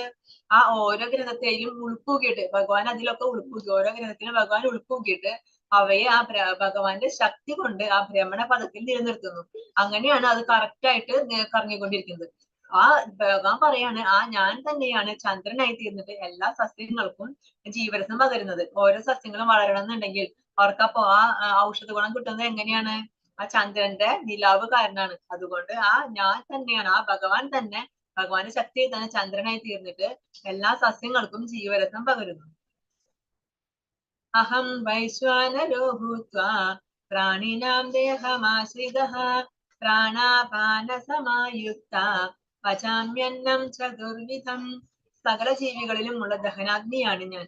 ഉൾക്കൊള്ളുന്നതും പുറത്ത് തള്ളുന്നതുമായ പ്രാണവായുവിനോട് ചേർന്ന് ഞാൻ 4 വിധത്തിലുള്ള ആഹാരങ്ങളെയും ദഹിപ്പിക്കുന്നു. അപ്പൊ 4 തരം ആഹാരങ്ങൾ ഏതൊക്കെയാണ്? നമ്മൾ ചവച്ചിറക്കുന്നത്, അലിയിച്ചിറക്കുന്നത്, പിന്നെ നക്കി കഴിക്കുന്നത്, കുടിക്കുന്നത്. ഇതൊക്കെയാണ് 4 തരം ആഹാരം. ഈ 4 തരം ആഹാരത്തെയും ദഹിപ്പിക്കുന്നത് ആരാണ്? ഭഗവാൻ പറയണ ഞാനാണ്. ഭഗവാൻ തന്നെയാണ് ഈ 4 തരം ആഹാരത്തെയും ദഹിപ്പിക്കുന്നത്. എങ്ങനെ? ഭഗവാൻ ജഡരാഗ്നിയായിട്ട്, ദഹനാഗ്നിയായിട്ട്, അതായത് ജഡരാഗ്നി അതായിട്ട് നമ്മുടെ ഓരോ നമ്മുടെ ഓരോരുത്തരുടെയും ശരീരത്തിൽ കയറി ഭഗവാൻ ആ പ്രാണവായുവിനോട് കൂടി ചേർന്നിട്ട് ആ ജഡരാഗ്നിയായിട്ട് ഈ 4 തരം ആഹാരം, നമ്മൾ ഏത് തരം ആഹാരം കഴിച്ചാലും അതിനെല്ലാം ഭഗവാൻ തന്നെയാണ് ദഹിപ്പിക്കുന്നത്. സർവജ്ഞാഹം ഹൃദി സന്നിവിഷ്ടോ മത്തസ്മൃതിജ്ഞാനമബോഹനം ച വേദൈശ്ച സർവൈരഹമേവ വേദ്യോ വേദാന്തകൃത്വേദവിദേവ ചാഹം. സർവ്വജീവികളുടെയും ഹൃദയത്തിൽ ഞാൻ വാഴുന്നു. സ്മരണയും ജ്ഞാനവും മറവിയും എന്നിൽ നിന്നാണ് ഉളവാകുന്നത്. എല്ലാ വേദങ്ങളിലൂടെയും അറിയേണ്ടത് എന്നെ തന്നെ. വേദാന്തം ഉണ്ടാക്കിയതും വേദങ്ങളെ അറിയുന്നതും ഞാൻ തന്നെയാണ്. അപ്പൊ ഭഗവാൻ പറയാണ്, സർവ്വ ജീവജാലങ്ങളുടെയും ഹൃദയത്തിൽ ഞാനുണ്ട്, പരമാത്മാവായിട്ട് ഞാൻ വാഴുന്നു. എന്നിട്ട് എന്താ ചെയ്യുന്നത്? അവർക്ക് സ്മരണയും ജ്ഞാനവും മറവിയും ഇതൊക്കെ ഞാൻ തന്നെ നൽകുന്നത്. അവർക്ക് ഓർമ്മ കൊടുക്കുന്നത് ഞാനാണ്, അവർക്ക് മറവി കൊടുക്കുന്നത് ഞാനാണ്. നമുക്ക് മുൻജന്മങ്ങളിലെ ഒരു കാര്യവും ഓർമ്മയുണ്ടാവില്ല അല്ലെ. ആ മറവി ആരാ തരുന്നത്? അത് ഭഗവാൻ തന്നെയാണ് തരുന്നത്. അതുപോലെ ജ്ഞാനം, നമുക്ക് ജ്ഞാനം, അതിനുള്ള ആ സ്മരണ, ഇതെല്ലാം തരുന്നത് ഞാൻ തന്നെയാണെന്നാണ് ഭഗവാൻ പറയുന്നത്. പിന്നെന്താ? എല്ലാ വേദങ്ങളിലൂടെയും അറിയേണ്ടത് എന്നെ തന്നെ. വേദാന്തം ഉണ്ടാക്കിയതും വേദങ്ങളെ അറിയുന്നതും ഞാനാണ്. ഈ വേദാന്തം ഒക്കെ ഉണ്ടാക്കിയത് ഞാനാണ്. ആ ഉണ്ടാക്കിയ വേദങ്ങളെ പൂർണ്ണമായിട്ടും അറിയുന്നതും എനിക്ക് മാത്രമാണ്. ഇനി എന്താണ് വേദങ്ങളിലൂടെ അറിയേണ്ടത്? ഞാൻ ആ വേദങ്ങളെ ഭഗവാൻ ഉണ്ടാക്കി എന്ന് പറഞ്ഞു. എന്തിനാണ് ഉണ്ടാക്കിയത്? അതിലൂടെ എന്താ അറിയേണ്ടത്? അതിലൂടെ അറിയേണ്ടത് ഭഗവാനെ തന്നെയാണ്. അപ്പൊ ഭഗവാൻ പറയാണ്, ഞാൻ ആ വേദങ്ങൾ ഉണ്ടാക്കി, അതിലൂടെ അറിയേണ്ടത് നിങ്ങൾ എന്നെ തന്നെയാണ്. നമ്മളെ വേദം വായിച്ചിട്ട് നമ്മൾ കാമ്യകർമ്മങ്ങൾ ചെയ്ത് ഈ ഭൗതിക ലോകത്ത് ബന്ധനത്തിലാവും അല്ല വേണ്ടത്. പിന്നെ നമ്മള് ജ്ഞാനം നേടണം. ആ വേദത്തിലൂടെ നമ്മൾ വായിച്ചറിയേണ്ടത് ഭഗവാനെ പറ്റിയിട്ടാണ്. അങ്ങനെ ഭഗവാനെ കുറിച്ചുള്ള ആ ജ്ഞാനം നേടി ഈ ഭൗതിക ലോകത്ത് നിന്ന് ഭഗവത്ധാമത്തിലേക്ക് പ്രാപിക്കാനാണ് നമ്മൾ ശ്രമിക്കേണ്ടത്. ദ്വാവിമൗ പുരുഷൗ ലോകേ ക്ഷരശ്ചാക്ഷര ഏവ ച ക്ഷരഃ സർവാണി ഭൂതാനി കൂടസ്ഥോക്ഷര ഉച്യതേ. പുരുഷന്മാർ 2 വിധം, തെറ്റ് പറ്റാവുന്നവരും അല്ലാത്തവരും. ഭൗതിക ലോകത്തിലെ ജീവാത്മാക്കളെല്ലാം തെറ്റ് പറ്റാവുന്നവരാകുന്നു. ആധ്യാത്മിക ലോകത്തിലുള്ള ജീവാത്മാക്കൾക്ക് തെറ്റുപറ്റുകയില്ല. അപ്പൊ ഇവിടെ ഭഗവാൻ പറയുന്നുണ്ട്, പുരുഷന്മാർ 2 വിധം എന്ന് പറയുന്നുണ്ട്. അപ്പൊ എന്താ ഭഗവാൻ സ്ത്രീകളെ പറ്റി പറയാത്തത്? എന്തുകൊണ്ട് പുരുഷന്മാരെ പറ്റി മാത്രം പറയുന്നത്? ആരാണ് പുരുഷന്മാര്? നമ്മൾ ജീവാത്മാക്കള്. പുരുഷന്മാർ എന്ന് പറയുന്നത് ജീവാത്മാക്കളെയാണ്. ഈ സ്ത്രീ, പുരുഷൻ, ആണ്, പെണ്ണ്, ഈ വേർതിരിവൊക്കെ ഭൗതിക ലോകത്തിൽ മാത്രമേ ഉള്ളൂ. ആധ്യാത്മിക ലോകത്തില് അങ്ങനെ പുരുഷൻ സ്ത്രീ അങ്ങനെ വേർതിരിവില്ല. അവിടെ ഒറ്റ പുരുഷനുള്ളൂ. ആരാണ്? പരമപുരുഷൻ ഭഗവാനാണ്. ബാക്കിയെല്ലാം സ്ത്രീലിംഗാണ്. അപ്പൊ പുരുഷൻ, സ്ത്രീ, ആണ്, പെണ്ണ് ഇതൊക്കെ ഈ ഭൗതിക ലോകത്തിൽ മാത്രമുള്ള ഒരു വേർതിരിവാണ്. ഇവിടെ പുരുഷന്മാർ എന്ന് പറയുന്നത് ജീവാത്മാക്കളെയാണ്. ജീവാത്മാക്കള് 2 തരത്തില്. ആരൊക്കെയാണ്? ഒന്ന് തെറ്റ് പറ്റുന്നവരും അല്ലാത്തവരും. അപ്പൊ ജീവാത്മാക്കള് തെറ്റ് പറ്റുന്ന ജീവാത്മാക്കളും ഉണ്ട്, തെറ്റ് പറ്റാത്തവരുണ്ട്. നമ്മൾ സാധാരണക്കാരൊക്കെയാണ് തെറ്റ് പറ്റുന്നവരാണ്. ഇനി അല്ലാത്തവർ ആരാണ്? ജീവൻ മുക്താത്മാക്കളൊക്കെ ഉണ്ട്. എല്ലാ ഭൗതിക ബന്ധനമൊക്കെ വിട്ട് ഭഗവാനെ പറ്റിയുള്ള ആ ജ്ഞാനം മാത്രം നേടി ആധ്യാത്മികമായി അങ്ങനെ ഒരു ലൈഫ് അങ്ങനെ ജീവിക്കുന്ന സന്യാസിമാരായിട്ട് കുറെ ആളുകളുണ്ട്. അവരൊന്നും തെറ്റ് പറ്റാത്തവരാണ്. ഈ ഭൗതിക ലോകത്തിലെ ജീവാത്മാക്കളെല്ലാം തെറ്റ് പറ്റാവുന്നവരാകുന്നു. ആധ്യാത്മിക ലോകത്തുള്ള ജീവാത്മാക്കൾ തെറ്റ് പറ്റില്ല. ഭൗതിക ലോകത്തിലുള്ള എല്ലാ മനുഷ്യർക്കും 4 കുറവുകളുണ്ട്. ഏതൊക്കെയാണ് 4 കുറവുകള്? ഒന്ന്, നമ്മള് മായയില് പെടും അല്ലെ? മായയില് പെടാനുള്ള സാധ്യതയുണ്ട്. പിന്നെ നമ്മള് വഞ്ചിക്കപ്പെടും, അതിനുള്ള സാധ്യതയുണ്ട്. പിന്നെ ഈ ഭൗതിക ലോകത്തുള്ള എല്ലാവർക്കും തെറ്റുപറ്റും. ഭൗതിക ലോകത്തിലെ ജീവാത്മാക്കൾക്ക് എല്ലാം തെറ്റുപറ്റും. പിന്നെ നമ്മുടെ ഇന്ദ്രിയങ്ങളൊന്നും പൂർണ്ണമല്ല, അപൂർണമാണ്. ഈ 4 കുറവുകളും എല്ലാ ജീവാത്മാക്കൾക്കും ഉണ്ട്. അപ്പൊ അതില് ജീവാത്മാക്കളെ എല്ലാവർക്കും തെറ്റുപറ്റുന്നവരാണ്. കാരണം എന്താ? നമ്മളൊന്നും പൂർണ്ണരല്ല, നമ്മളെല്ലാം അപൂർണരാണ്. നമ്മൾ ഈ ഭൗതിക ലോകത്ത് വന്നപ്പോ നമ്മളെ മായ ബാധിച്ചു. അതുകൊണ്ട് നമ്മളൊന്നും പൂർണ്ണരല്ല. അതുകൊണ്ട് നമുക്കെല്ലാം തെറ്റുപറ്റും. എന്നാൽ ആധ്യാത്മിക ലോകത്തുള്ള ആ ജീവാത്മാക്കള്, ഇനി നമ്മൾ ഇവിടെ നിന്ന് ജീവാത്മാക്കളായിട്ട് നമ്മളിവിടെ ജീവിച്ചു, നമ്മൾ ഭഗവാനെ പറ്റിയുള്ള ജ്ഞാനം നേടി. അങ്ങനെ ജ്ഞാനം നേടിക്കഴിഞ്ഞപ്പോൾ നമ്മൾ എന്താ ചെയ്യുക? നമ്മൾ ഭഗവാനിലേക്ക് എത്താനായിട്ട് ശ്രമിക്കും അല്ലെ? അങ്ങനെ നമ്മൾ അതിനുള്ള കർമ്മങ്ങൾ ചെയ്യും. അങ്ങനെ നമ്മള് ജീവൻ മുക്താവസ്ഥയിലൊക്കെ എത്തിക്കഴിഞ്ഞാല് അവർക്ക് പിന്നെ തെറ്റുപറ്റില്ല. അവര് പിന്നെ ഉറപ്പാണ്, ഈ ശരീരം ഉപേക്ഷിച്ചു കഴിഞ്ഞാൽ തീർച്ചയായും അവരെ ആധ്യാത്മിക ലോകത്ത് എത്തും. ഭഗവത്ധാമത്തിൽ എത്തുന്നുള്ള കാര്യം ഉറപ്പാണ്. അവർക്ക് ഒരിക്കലും തെറ്റുപറ്റില്ല. ആധ്യാത്മിക ലോകത്തുള്ള ജനങ്ങള്, ആ ജീവാത്മാക്കള്, അവർക്ക് ഒരിക്കലും തെറ്റുപറ്റില്ല. ഉത്തമ പുരുഷസ്തുന്യാ പരമാത്മേത്യുദാഹൃതഃ യോ ലോകത്രയമാവിശ്യ വിവർത്യവ്യയ ഈശ്വരഃ. ഇവരെ കൂടാതെ പരമപുരുഷനായ പരമാത്മാവ് എന്നറിയപ്പെടുന്ന അവ്യയനായ ഭഗവാനുണ്ട്. അദ്ദേഹം 3 ലോകങ്ങളിലും അന്തർഗതനായി അവയെ പുലർത്തിപ്പോരുന്നു. ഇനി ഇവരെ കൂടാതെ ഈ നേരത്തെ പറഞ്ഞത് ആരെ പറ്റിയാണ്? ജീവാത്മാവിനെ പറ്റി പറഞ്ഞു. ഇനി ഈ ശ്ലോകത്തിൽ പറയാണ്, ഈ ജീവാത്മാവിനെ കൂടാതെ ഒരു പരമാത്മാവുണ്ട്. ആ പരമാത്മാവ് ആരാണ്? പരമപുരുഷനായ ഒരു പരമാത്മാവ് എന്നറിയപ്പെടുന്ന ആ അവ്യയനായ ഭഗവാൻ. ആ പരമപുരുഷൻ ആരാന്ന് പറയുന്നത്? ഭഗവാൻ. ആ ഭഗവാൻ അദ്ദേഹം 3 ലോകങ്ങളിലും. ഏതൊക്കെ 3 ലോകം? ഉപരിലോകങ്ങള്, ഭൂമി, പിന്നെ അധോലോകങ്ങള്, അങ്ങനെ 14 ലോകങ്ങളെ പറയുന്നതാണ് ഈ 3 ലോകങ്ങളിൽ. ആ 3 ലോകങ്ങളിലും അന്തർഗതനായി അവയെ പുലർത്തിപ്പോരുന്നു. ഈ 14 ലോകങ്ങളിലും ഭഗവാൻ തന്നെയാണ് അന്തർഗതനായിട്ട് അതിനൊക്കെ നിലനിർത്തുന്ന, അതിനെ പുലർത്തിപ്പോരുന്ന ആ ശക്തി ആരാണ്? ഭഗവാൻ, ഈ പരമാത്മാവ് തന്നെയാണ്. അപ്പൊ ജീവാത്മാവിനെ പറ്റിയിട്ടും പരമാത്മാവിനെ പറ്റിയിട്ടും ഇവിടെ പറഞ്ഞു. യസ്മാക്ഷരമതീതോഹം അക്ഷരാദപിചോത്തമഃ അദോസ്മി ലോകേ വേദേ ച പ്രതിതഃ പുരുഷോത്തമഃ. ഞാൻ ഇന്ദ്രിയാതീതനും ക്ഷരങ്ങൾക്കും അക്ഷരങ്ങൾക്കും അതീതനും സർവശ്രേഷ്ഠനുമായതുകൊണ്ട് ലോകരും വേദങ്ങളും എന്നെ പുരുഷോത്തമൻ എന്ന് പറയുന്നു. അപ്പൊ ആരാണ് പുരുഷോത്തമൻ എന്ന് ഈ ശ്ലോകത്തിൽ പറയുന്നുണ്ട്. ആരാ പുരുഷോത്തമൻ? പുരുഷന്മാരിൽ ഉത്തമൻ. ഭഗവാൻ പറയാണ്, ഞാൻ തന്നെയാണ് പുരുഷോത്തമൻ. ഞാൻ ഇന്ദ്രിയാതീതൻ, ഞാൻ ഇന്ദ്രിയങ്ങൾക്കും അതീതനാണ്. പിന്നെ ക്ഷരങ്ങൾക്കും അക്ഷരങ്ങൾക്കും അതീതനാണ്. ക്ഷരം എന്ന് പറഞ്ഞാൽ നാശമുള്ളത്, അക്ഷരം എന്ന് പറഞ്ഞാല് നാശമില്ലാത്തത്. ഞാൻ ഇതിനേക്കാൾ ഈ രണ്ടിനും, ഈ ക്ഷരത്തിനും അക്ഷരത്തിനും അതീതനാണ് ഞാൻ. പിന്നെ എന്താണ്? സർവശ്രേഷ്ഠനും, എല്ലാവരിലും എല്ലാ ശ്രേഷ്ഠരായവരും വെച്ചിട്ട് ഏറ്റവും ശ്രേഷ്ഠനാണ് ഞാൻ. സർവശ്രേഷ്ഠനാണ്, എല്ലാം കൊണ്ടും ശ്രേഷ്ഠനാണ് ഭഗവാൻ. പിന്നെ ലോകരെ, ഈ സകല ജീവാത്മാക്കളും സകല ലോകരും അതുപോലെ വേദങ്ങളും എന്നെ പുരുഷോത്തമൻ എന്ന് പുകഴ്ത്തുന്നു. എല്ലാ വേദങ്ങളിലും പറയുന്നുണ്ട് എന്നെ പുരുഷോത്തമൻ എന്ന്. അതുപോലെ ഈ ജ്ഞാനം നേടിയ ജനങ്ങളും എന്താ പറയുന്നത്? ഭഗവാനെ പുരുഷോത്തമൻ എന്ന് പുകഴ്ത്തുന്നു. അപ്പൊ ആ ഭഗവാൻ പറയാണ്, ഞാൻ ഇന്ദ്രിയങ്ങൾക്കും അതീതനാണ്, ഇന്ദ്രിയാതീതനാണ്, ക്ഷരങ്ങൾക്കും അക്ഷരങ്ങൾക്കും അതീതനാണ്, സർവശ്രേഷ്ഠനുമായതുകൊണ്ട് ലോകരും വേദങ്ങളും എന്നെ പുരുഷോത്തമൻ എന്ന് പുകഴ്ത്തുന്നു. അപ്പൊ ഭഗവാനാണ് പുരുഷോത്തമൻ, ഭഗവാനാണ് പരമ ദിവ്യോത്തമ പുരുഷൻ എന്നാണ് ഭഗവാൻ ഇതിൽ പറയുന്നത്. യോ മാമേവമസമ്മൂഢോ ജാനാതി പുരുഷോത്തമം സ സർവവിദ് ഭജതി മാം സർവഭാവേന ഭാരത. എന്നെ പരമ ദിവ്യോത്തമ പുരുഷനായ ഭഗവാൻ എന്ന് നിസ്സംശയം അറിയുന്നവർ എല്ലാം അറിയുന്നവരാണ്. ഹേ ഭാരത, അതുകൊണ്ട് അവർ എന്റെ ഭക്തി സേവനത്തിൽ പൂർണ്ണമായും മുഴുകിയിരിക്കുന്നു. ഭഗവാൻ പറയാണ്, എന്നെ അറിയുന്നവൻ, എന്നെ പൂർണ്ണമായിട്ടും അറിയുന്നവൻ, ഞാനാണ് പരമ ദിവ്യോത്തമ പുരുഷൻ എന്ന് ഒരു സംശയവും കൂടാതെ എന്നെ പൂർണ്ണമായിട്ടും മനസ്സിലാക്കുന്ന ആ ഭക്തൻ, അവൻ എപ്പോഴും എന്ത് ചെയ്യും? അവൻ എപ്പോഴും എന്റെ സേവനത്തിൽ മുഴുകും. അങ്ങനെ എപ്പോഴും എന്റെ സേവനത്തിൽ മുഴുകുന്ന ആ ആളാണ് യഥാർത്ഥ ഭക്തൻ. അല്ലാതെ നമ്മൾ അമ്പലത്തിൽ പോയത് കൊണ്ടോ നെറ്റിയിൽ ചന്ദ്രൻ തൊട്ടത് കൊണ്ടോ ഒന്നും ഭക്തരാവില്ല. പിന്നെ എന്ത് വേണം? ഭക്തി എന്ന് വെച്ചാൽ എന്താണ്? ഭക്തി എന്ന് വെച്ചാൽ ഭക്തിയുത സേവനം. അതായത് ഭഗവാൻ സേവനം ചെയ്യുക, അതാണ് ഭക്തി എന്ന് പറയുന്നത്. അങ്ങനെ ഭക്തിയുള്ള ഒരാൾ എന്ത് ചെയ്യും? നമ്മൾ ഭഗവാനെ സേവനം ചെയ്യും. നമുക്കറിയാം, പൂർണ്ണമായിട്ട് മനസ്സിലായി, ഒരു സംശയമില്ല, ഇത് ഭഗവാനാണെന്ന് ഒരു സംശയമില്ല, നമുക്ക് മനസ്സിലായി. അപ്പൊ നമ്മൾ എന്ത് ചെയ്യും?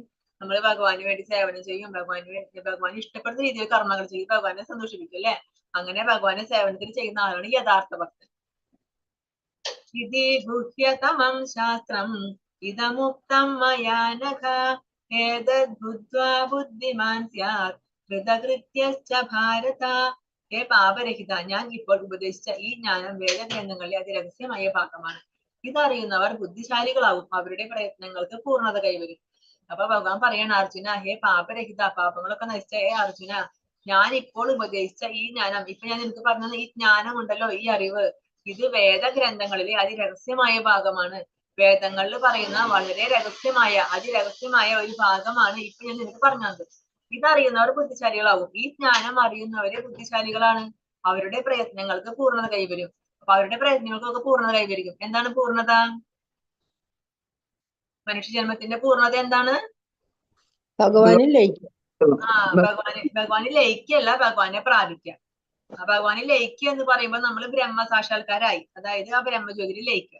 പക്ഷെ നമ്മൾ അതിലും ഏറ്റവും ഉയർന്നിട്ട് നമ്മൾ ഭക്തരായിരിക്കണം. ഭഗവത് സാക്ഷാത്കാരനാണ് നമ്മുടെ ലക്ഷ്യം. അപ്പൊ നമ്മൾ എന്താ ചെയ്യേണ്ടത്? നമ്മൾ ഭഗവാന് ധാമത്തിലെത്തും. ഭഗവാൻ ഒരു ധാമം ഉണ്ട് അല്ലെ? ആ ഒരിക്കലും തിരിച്ചുവരവില്ലാത്ത ആ ധാമം, അവിടേക്ക് നമ്മൾ എത്തണം. അതാണ് നമ്മുടെ ലക്ഷ്യം. അതാണ് മനുഷ്യ ജന്മത്തിന്റെ പൂർണ്ണത. അവിടേക്ക് നമ്മൾ എത്തണം എന്നുണ്ടെങ്കിൽ ഞാൻ ഇപ്പൊ പറഞ്ഞ ഈ ജ്ഞാനം, ഈ അതീവ രഹസ്യമായ ഈ ജ്ഞാനം, ഇതറിയണം, ഇത് മനസ്സിലാക്കണം എന്നാണ് ഭഗവാൻ പറയുന്നത്. പരമപുരുഷന്റെ ഈ തത്വശാസ്ത്രം പഠിച്ചറിഞ്ഞ് ഭഗവത് സേവന നിരതരാകുന്നവർക്ക് ഭൗതിക പ്രകൃതിയുടെ ത്രിഗുണങ്ങളുടെ ബാധയിൽ നിന്ന് ഒഴിയാം. അങ്ങനെ ഭഗവാനെ കുറിച്ചുള്ള ആ ജ്ഞാനം, ആ ശാസ്ത്രം പഠിച്ച് ആ ജ്ഞാനം നേടിക്കഴിഞ്ഞ് ആ ജ്ഞാനം നേടി അങ്ങനെ ഭഗവാന് സേവനം ചെയ്യുന്നവർക്ക് അവർക്ക് ഭൗതിക പ്രകൃതിയുടെ ത്രിഗുണങ്ങളുടെ ബാധയിൽ നിന്ന് ഒഴിയാം. ആധ്യാത്മികമായ ഒരു ജ്ഞാനത്തിന്റെ പ്രക്രിയയാണ് ഭക്തിപൂർവമായ ഭഗവത് സേവനം. അത് നടത്തുന്നിടത്ത് ഭൗതിക മാലയം നിലനിൽക്കില്ല. അപ്പൊ ഭഗവാന് സേവനം ചെയ്യുന്നിടത്ത്, ഭഗവാനെ ഭക്തിയുടെ സേവനം ചെയ്യുന്നിടത്ത് അവിടെ ഭൗതിക മാലിന്യം ഉണ്ടാവില്ല. കാരണം എന്താ? ഭഗവാനെ ഭക്തിയുടെ സേവനം ചെയ്യുന്നവരെ എപ്പോഴും ഭഗവാന്റെ ആ സംരക്ഷണയിലായിരിക്കും. അവർക്ക് ഒരിക്കലും ഭൗതിക മാലിന്യം ഏൽക്കില്ല. കാരണം അവരുടെ മനസ്സിൽ എപ്പോഴും ഭഗവത് ചിന്തകളായിരിക്കും. ആ ഭൗതികത മാലിന്യം, ആ ഒരു അറ്റാച്ച്മെന്റ്, ഭൗതികമായ ഒരു അറ്റാച്ച്മെന്റ് അവർക്കുണ്ടായിരിക്കില്ല. ഭഗവത് സേവനവും ഭഗവാനും ആധ്യാത്മികമായതുകൊണ്ട് ഒന്ന് തന്നെ. ഭഗവാന്റെ അന്തരംഗ ശക്തിയിലാണ് ഭക്തിയുടെ സേവനം നടക്കുന്നത്. ആരാണ് ഭഗവാന്റെ അന്തരംഗ ശക്തി? രാധാറാണി. രാധാറാണിയാണ് ഭഗവാന്റെ അന്തരംഗ ശക്തി. ആ നമ്മൾ ഭഗവാന് സേവനം ചെയ്യുമ്പോ ആ ഭഗവാനെ നമ്മള് ഭക്തി സേവനം കൊണ്ട് ആരാധിക്കുമ്പോൾ നമ്മൾ എന്താ ചെയ്യുന്നത്? ഭഗവാന്റെ അന്തരംഗ ശക്തിയായ രാധാറാണിയാണ് നമ്മൾ ആ സേവനം ചെയ്യുന്നതെന്നാണ് പറയുന്നത്. അപ്പൊ അത് രണ്ടും ആധ്യാത്മികമാണ്. ഭഗവാന് നമ്മൾ സേവനം ചെയ്യുമ്പോൾ ആ ഭഗവാനും ആ നമ്മൾ ചെയ്യുന്ന സേവനം ആധ്യാത്മികമാണ്. നമ്മുടെ ഭഗവാന്റെ അന്തരംഗ ശക്തിയായ രാധാറാണി സന്തോഷിക്കും. രാധാറാണി സന്തോഷിച്ചു കഴിഞ്ഞാൽ ഭഗവാൻ സന്തോഷിക്കും. അപ്പൊ നമ്മുടെ സേവനമൊക്കെ ചെയ്യുന്നത് ആരാണ് ശരിക്കും? ആ രാധാറാണിയിലൂടെയാണ് നമ്മൾ ഇതൊക്കെ ചെയ്യുന്നത്. ബുദ്ധിമാനും വിശുദ്ധനും ആവാനായി ഏതൊരാളും കൃഷ്ണബോധം ഉൾക്കൊള്ളുകയും ഭക്തി സേവനം അനുഷ്ഠിക്കുകയും വേണം. അപ്പൊ നമുക്ക് ബുദ്ധിമാനാവണമെങ്കിലും പരിശുദ്ധനാവണമെങ്കിലും എന്ത് വേണം? നമ്മൾ കൃഷ്ണബോധം ശീലിക്കണം. നമ്മൾ ഭക്തി സേവനം ചെയ്യണം ഭഗവാന്.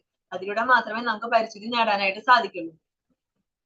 കൃഷ്ണനെ മനസ്സിലാക്കി ഭക്തി സേവനത്തിൽ ഏർപ്പെടാത്തിടത്തോളം കാലം സാമാന്യ ദൃഷ്ടിയ ബുദ്ധിമാനായിരുന്നാലും അയാളെ ആ നിലയ്ക്ക് അംഗീകരിക്കാൻ വയ്യ. ഇനി കൃഷ്ണനെ മനസ്സിലാക്കി ഭക്തി സേവനത്തിൽ ഏർപ്പെടാതിരിക്കുകയാണെങ്കിൽ അവരെ അഭക്തരെന്ന് പറയും നമ്മള്. അവരെ സാമാന്യ ദൃഷ്ടിയ ബുദ്ധിമാനായ, ചില ബുദ്ധിമാനായിരിക്കാം, അവർക്ക് ജ്ഞാനം ഉണ്ടായിരിക്കാം, എന്ത് ഭൗതിക ജ്ഞാനം ഉണ്ടായിരിക്കാം, എന്നാലും അയാളെ ഭക്തനായിട്ട് കാണാൻ പറ്റില്ല. കാരണം എന്താ?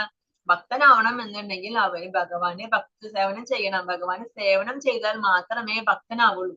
അല്ലാത്തിടത്തോളം അവർ ഒരിക്കലും ഭക്തനാവാനായിട്ട് സാധിക്കില്ല. അങ്ങനെ ഭഗവാന് സേവനം ചെയ്ത ഒരു വലിയ ഭക്തനാണ്. ഇതാരത് മനസ്സിലായോ? കുചേലൻ. ഭഗവാൻ സുഹൃത്തുക്കളായിരുന്നു അല്ലെ? പഠിക്കുന്ന കാലത്ത് അവർ ഒരുമിച്ചായിരുന്നു. അങ്ങനെ ഒരുമിച്ച് പഠിച്ച് ഒരുമിച്ച് കളിച്ച് വളർന്ന് ആ ഭഗവാന്റെ ഏറ്റവും ഇഷ്ടപ്പെട്ട ഏറ്റവും പ്രിയപ്പെട്ട സുഹൃത്തായിരുന്നു സുദാമാവ്. അങ്ങനെ അവര് പഠനമൊക്കെ കഴിഞ്ഞപ്പോ രണ്ടുപേരും രണ്ടു വഴിക്ക് പിരിഞ്ഞു. ആ ഭഗവാൻ വന്ന് രാജാവായി, വിവാഹമൊക്കെ കഴിച്ച് അങ്ങനെ കൊട്ടാരത്തില് വലിയ സുഖ സൗകര്യങ്ങളോട് ജീവിക്കുന്നു. പക്ഷെ സുദാമാവിന് ഒരു വസ്ത്രം പോലും മാറെടുക്കാൻ ഉണ്ടായിരുന്നില്ല. അതുകൊണ്ട് കുചേലൻ എന്നാണ് വിളിച്ചിരുന്നത് അദ്ദേഹത്തെ. ഒരു ചേല മാത്രമേ ഉണ്ടായിരുന്നുള്ളൂ, കീറിയ ചേല മാത്രമേ ഉണ്ടായിരുന്നുള്ളൂ. അങ്ങനെ ആ കുചേലൻ ഓരോ വീടുകളിൽ ചെന്ന് ഭിക്ഷ എടുത്തിട്ടാണ് ജീവിച്ചിരുന്നത്. അദ്ദേഹത്തിന് ഭാര്യയും ഒരുപാട് മക്കളും ഉണ്ടായിരുന്നു. അങ്ങനെ ഈ ഭിക്ഷ കിട്ടുന്നത് കൊണ്ടാണ് അദ്ദേഹം അത്രയും മക്കളെ പുലർത്തി പോരുന്നത്. അപ്പൊ ഭാര്യ എപ്പോഴും പറയും, നിങ്ങളുടെ സുഹൃത്തല്ലേ കൃഷ്ണൻ, അദ്ദേഹത്തെ ചെന്ന് കണ്ട് സഹായം ചോദിക്കുന്നു പറയുമ്പോ ഇദ്ദേഹം ഒരിക്കലും പോവില്ല. ഇല്ല ഞാൻ ഒരിക്കലും പോവില്ല എന്ന് പറഞ്ഞിട്ട് പോവില്ല. അവൻ അവസാനം ഒരു ദിവസം ഒട്ടും ഭക്ഷണം ഇല്ലാണ്ട് കുട്ടികളൊക്കെ വിശന്ന് തളർന്ന് കിടന്നുറങ്ങി. അത് കണ്ടിട്ട് ഭാര്യക്ക് സങ്കടം സഹിക്കാണ്ട് ഭാര്യ പറഞ്ഞു, നിങ്ങൾ എത്രയും പെട്ടെന്ന് കൃഷ്ണനെ ചെന്ന് കാണണം, നമ്മുടെ മക്കളെ കുറിച്ച് ഓർത്തിട്ടെങ്കിലും പോകണം എന്ന് കുറെ നിർബന്ധിക്കുമ്പോ വേറെ നിവൃത്തിയില്ലാണ്ട് അദ്ദേഹം എന്ത് ചെയ്യും, ശരി പോവാം എന്ന് പറഞ്ഞ് സമ്മതിച്ച് അദ്ദേഹം പോവാണ് കൃഷ്ണനെ കാണാൻ. അപ്പൊ ഭാര്യ വേഗം അടുത്ത വീടുകളിലൊക്കെ പോയിട്ട് കുറച്ച് നെല്ലൊക്കെ വാങ്ങിക്കൊണ്ട് വന്ന് അത് ഇടിച്ച് അവലൊക്കെ ആക്കി കൊടുത്തയക്കും. വേറെ ഒന്നും ഇല്ല കൊടുക്കാനായിട്ട്. അപ്പൊ എന്തെങ്കിലും കൊണ്ടു ചെല്ലണ്ടേ കൊടുക്കാൻ കാണാൻ പോകുമ്പോ. അപ്പൊ കുറച്ച് അവല് കൊണ്ടുപോകുക. അങ്ങനെ കുചേലൻ കുറേ ദൂരങ്ങളോളം നടന്ന് ക്ഷീണിതനായിട്ട് അവസാനം ഭഗവാന്റെ കൊട്ടാരത്തിലെത്തും. അപ്പൊ കാവൽക്കാര് നോക്കുമ്പോ എന്താ, ആ കീറിയ ചേലയും ചെളി പിടിച്ച് അടുപ്പ് പിടിച്ച ചേലി പിടിച്ചിട്ട് പറയാണ് ഞാൻ കൃഷ്ണന്റെ സുഹൃത്താണെന്ന്. അപ്പൊ അവര് വിശ്വസിക്കുവോ? അവര് വിശ്വസിച്ചില്ലേ? ഇദ്ദേഹം വല്ല ഭ്രാന്തനാണെന്നുകൊണ്ട് അവര് ദൂരേക്ക് മാറ്റി നിർത്തുക. അപ്പൊ ഇദ്ദേഹം തിരിച്ചു പോകാൻ നിൽക്കുക. സങ്കടപ്പെട്ട് തിരിച്ചു പോകാൻ നിൽക്കുമ്പോ കൃഷ്ണൻ അവിടെ ഇരുന്ന് അറിഞ്ഞു, കൊട്ടാരത്തിൽ ഇത് അറിഞ്ഞു എന്റെ സുഹൃത്ത് വന്നിട്ടുണ്ടെന്ന്. വേഗം അവിടെ നിന്ന് ഓടി പോരുക. ഇത്രയൊക്കെ താഴെ വീണ് പോയി എന്നാ പറയുന്നത്. അങ്ങനെ ഓടി വന്ന് സുധാമാനെ വിളിച്ചിട്ട് ഓടി വന്ന് കെട്ടിപ്പിടിക്കും. അപ്പൊ എല്ലാവരും ഞെട്ടിപ്പോയി, കാവൽക്കാരൊക്കെ ഞെട്ടിപ്പോയി. ഇദ്ദേഹമാണോ കൃഷ്ണന്റെ സുഹൃത്ത് എന്ന് വിചാരിച്ചിട്ട്. എന്നിട്ട് കൃഷ്ണൻ കെട്ടിപ്പിടിച്ച് കൈ പിടിച്ച് കൊണ്ടുവരും കൊട്ടാരത്തിലേക്ക് കൊണ്ടുവന്ന് അദ്ദേഹം തന്നെ കാലൊക്കെ കഴുകി പാദങ്ങളൊക്കെ കഴുകി വെള്ളമൊഴിച്ച് നന്നായി കഴുകി തുടച്ച് വൃത്തിയാക്കി അദ്ദേഹത്തിന് ഇരുത്തി കുറെ വിശേഷങ്ങളൊക്കെ ചോദിക്കും. കുറെ പണ്ടത്തെ കാര്യങ്ങൾ നമ്മൾ പഠിച്ച സമയത്തെ കാര്യങ്ങളൊക്കെ പറയും. കുറെ വിശേഷങ്ങളൊക്കെ ചോദിക്കും. അദ്ദേഹത്തിന് കാലൊക്കെ തടവി കൊടുക്കും. അങ്ങനെ അദ്ദേഹത്തിന് വീശി കൊടുക്കും. അദ്ദേഹത്തിന് ഉറങ്ങാനൊക്കെ പറയും. അത് കഴിഞ്ഞ് എല്ലാം കഴിഞ്ഞ് പോവാൻ നിൽക്കുക. അപ്പൊ ഇദ്ദേഹത്തോട് ചോദിക്കാണ്, അല്ല എനിക്കൊന്നും കൊണ്ടുവന്നില്ലേ ചോദിക്കും. അപ്പൊ കുചേലന് കൊടുക്കാൻ ഒരു മടി. കാരണം എന്താ, വലിയൊരു കൊട്ടാരം, ഇവിടെ ഞാൻ എങ്ങനെ ഈ അവല് കൊടുക്കും, അതും കല്ലും മണ്ണൊക്കെ ഉള്ള ഈ അവല് എങ്ങനെ ഞാൻ കൊടുക്കുമ്പോ അദ്ദേഹം മറച്ചു വെക്കും. കൃഷ്ണൻ കണ്ടുപിടിച്ചു. കൃഷ്ണ വേഗം അത് എടുത്തിട്ട് അതിൽ നിന്ന് ഒരു പിടിയിട്ട് വായിലിട്ടു. അതിന് ഒരു പിടി വായിലിട്ടപ്പോ എന്ത് സംഭവിച്ചു? കുചേലന്റെ എല്ലാ ദാരിദ്ര്യവും മാറി, അവിടെ എല്ലാ സുഖ സൗകര്യങ്ങളും ഒക്കെ വന്നു. വീണ്ടും ഒരു പിടി വായിലിടാൻ നോക്കിയപ്പോ ആ രുക്മിണി തടയും. വേണ്ട, ഇനി വേണ്ട, ഒരെണ്ണം മതി. കാരണം ഒരു വായ കഴിച്ചപ്പോ തന്നെ അദ്ദേഹത്തിന് വേണ്ടതൊക്കെ കിട്ടി. അപ്പൊ ഇനി കഴിച്ചു കഴിഞ്ഞാൽ എന്താകും, ഈ രശ്മിദേവി അദ്ദേഹത്തിന് അടിഞ്ഞാവേണ്ടി വരും. അപ്പൊ അതുകൊണ്ട് പിന്നെ രുക്മിണി പറയും ഇനി കഴിക്കേണ്ട എന്ന് പറയും. പക്ഷെ കുചേലൻ സങ്കടപ്പെട്ട് പോവുക. കാരണം എന്താ, ഒന്നും ചോദിക്കാൻ പറ്റിയില്ല. എങ്ങനെ ചോദിക്കും? ഒരു മടി ചോദിക്കാൻ. അപ്പൊ ചോദിക്കും, നിനക്ക് ഒന്നിന്റെയും ആവശ്യമില്ലല്ലോ ചോദിക്കും കൃഷ്ണൻ. അപ്പൊ സുധാമാവിന് മടിയും ചോദിക്കും. അപ്പൊ പറയും ഇല്ല, ഒന്നുമില്ല എന്ന് പറഞ്ഞിട്ട് തിരിച്ചു പോവുക. പോകുന്ന വഴിക്കൊക്കെ എന്താ ചിന്തിക്കുന്നത്, ഞാൻ എന്ത് പറയും, എന്റെ ഭാര്യയോടും മക്കളോടും എന്ത് പറയും? അവര് പ്രതീക്ഷിച്ചിരിക്കുകയായിരിക്കും, വിശന്നിരിക്കുന്നതിന് അവിടെ എന്താ പറയാ?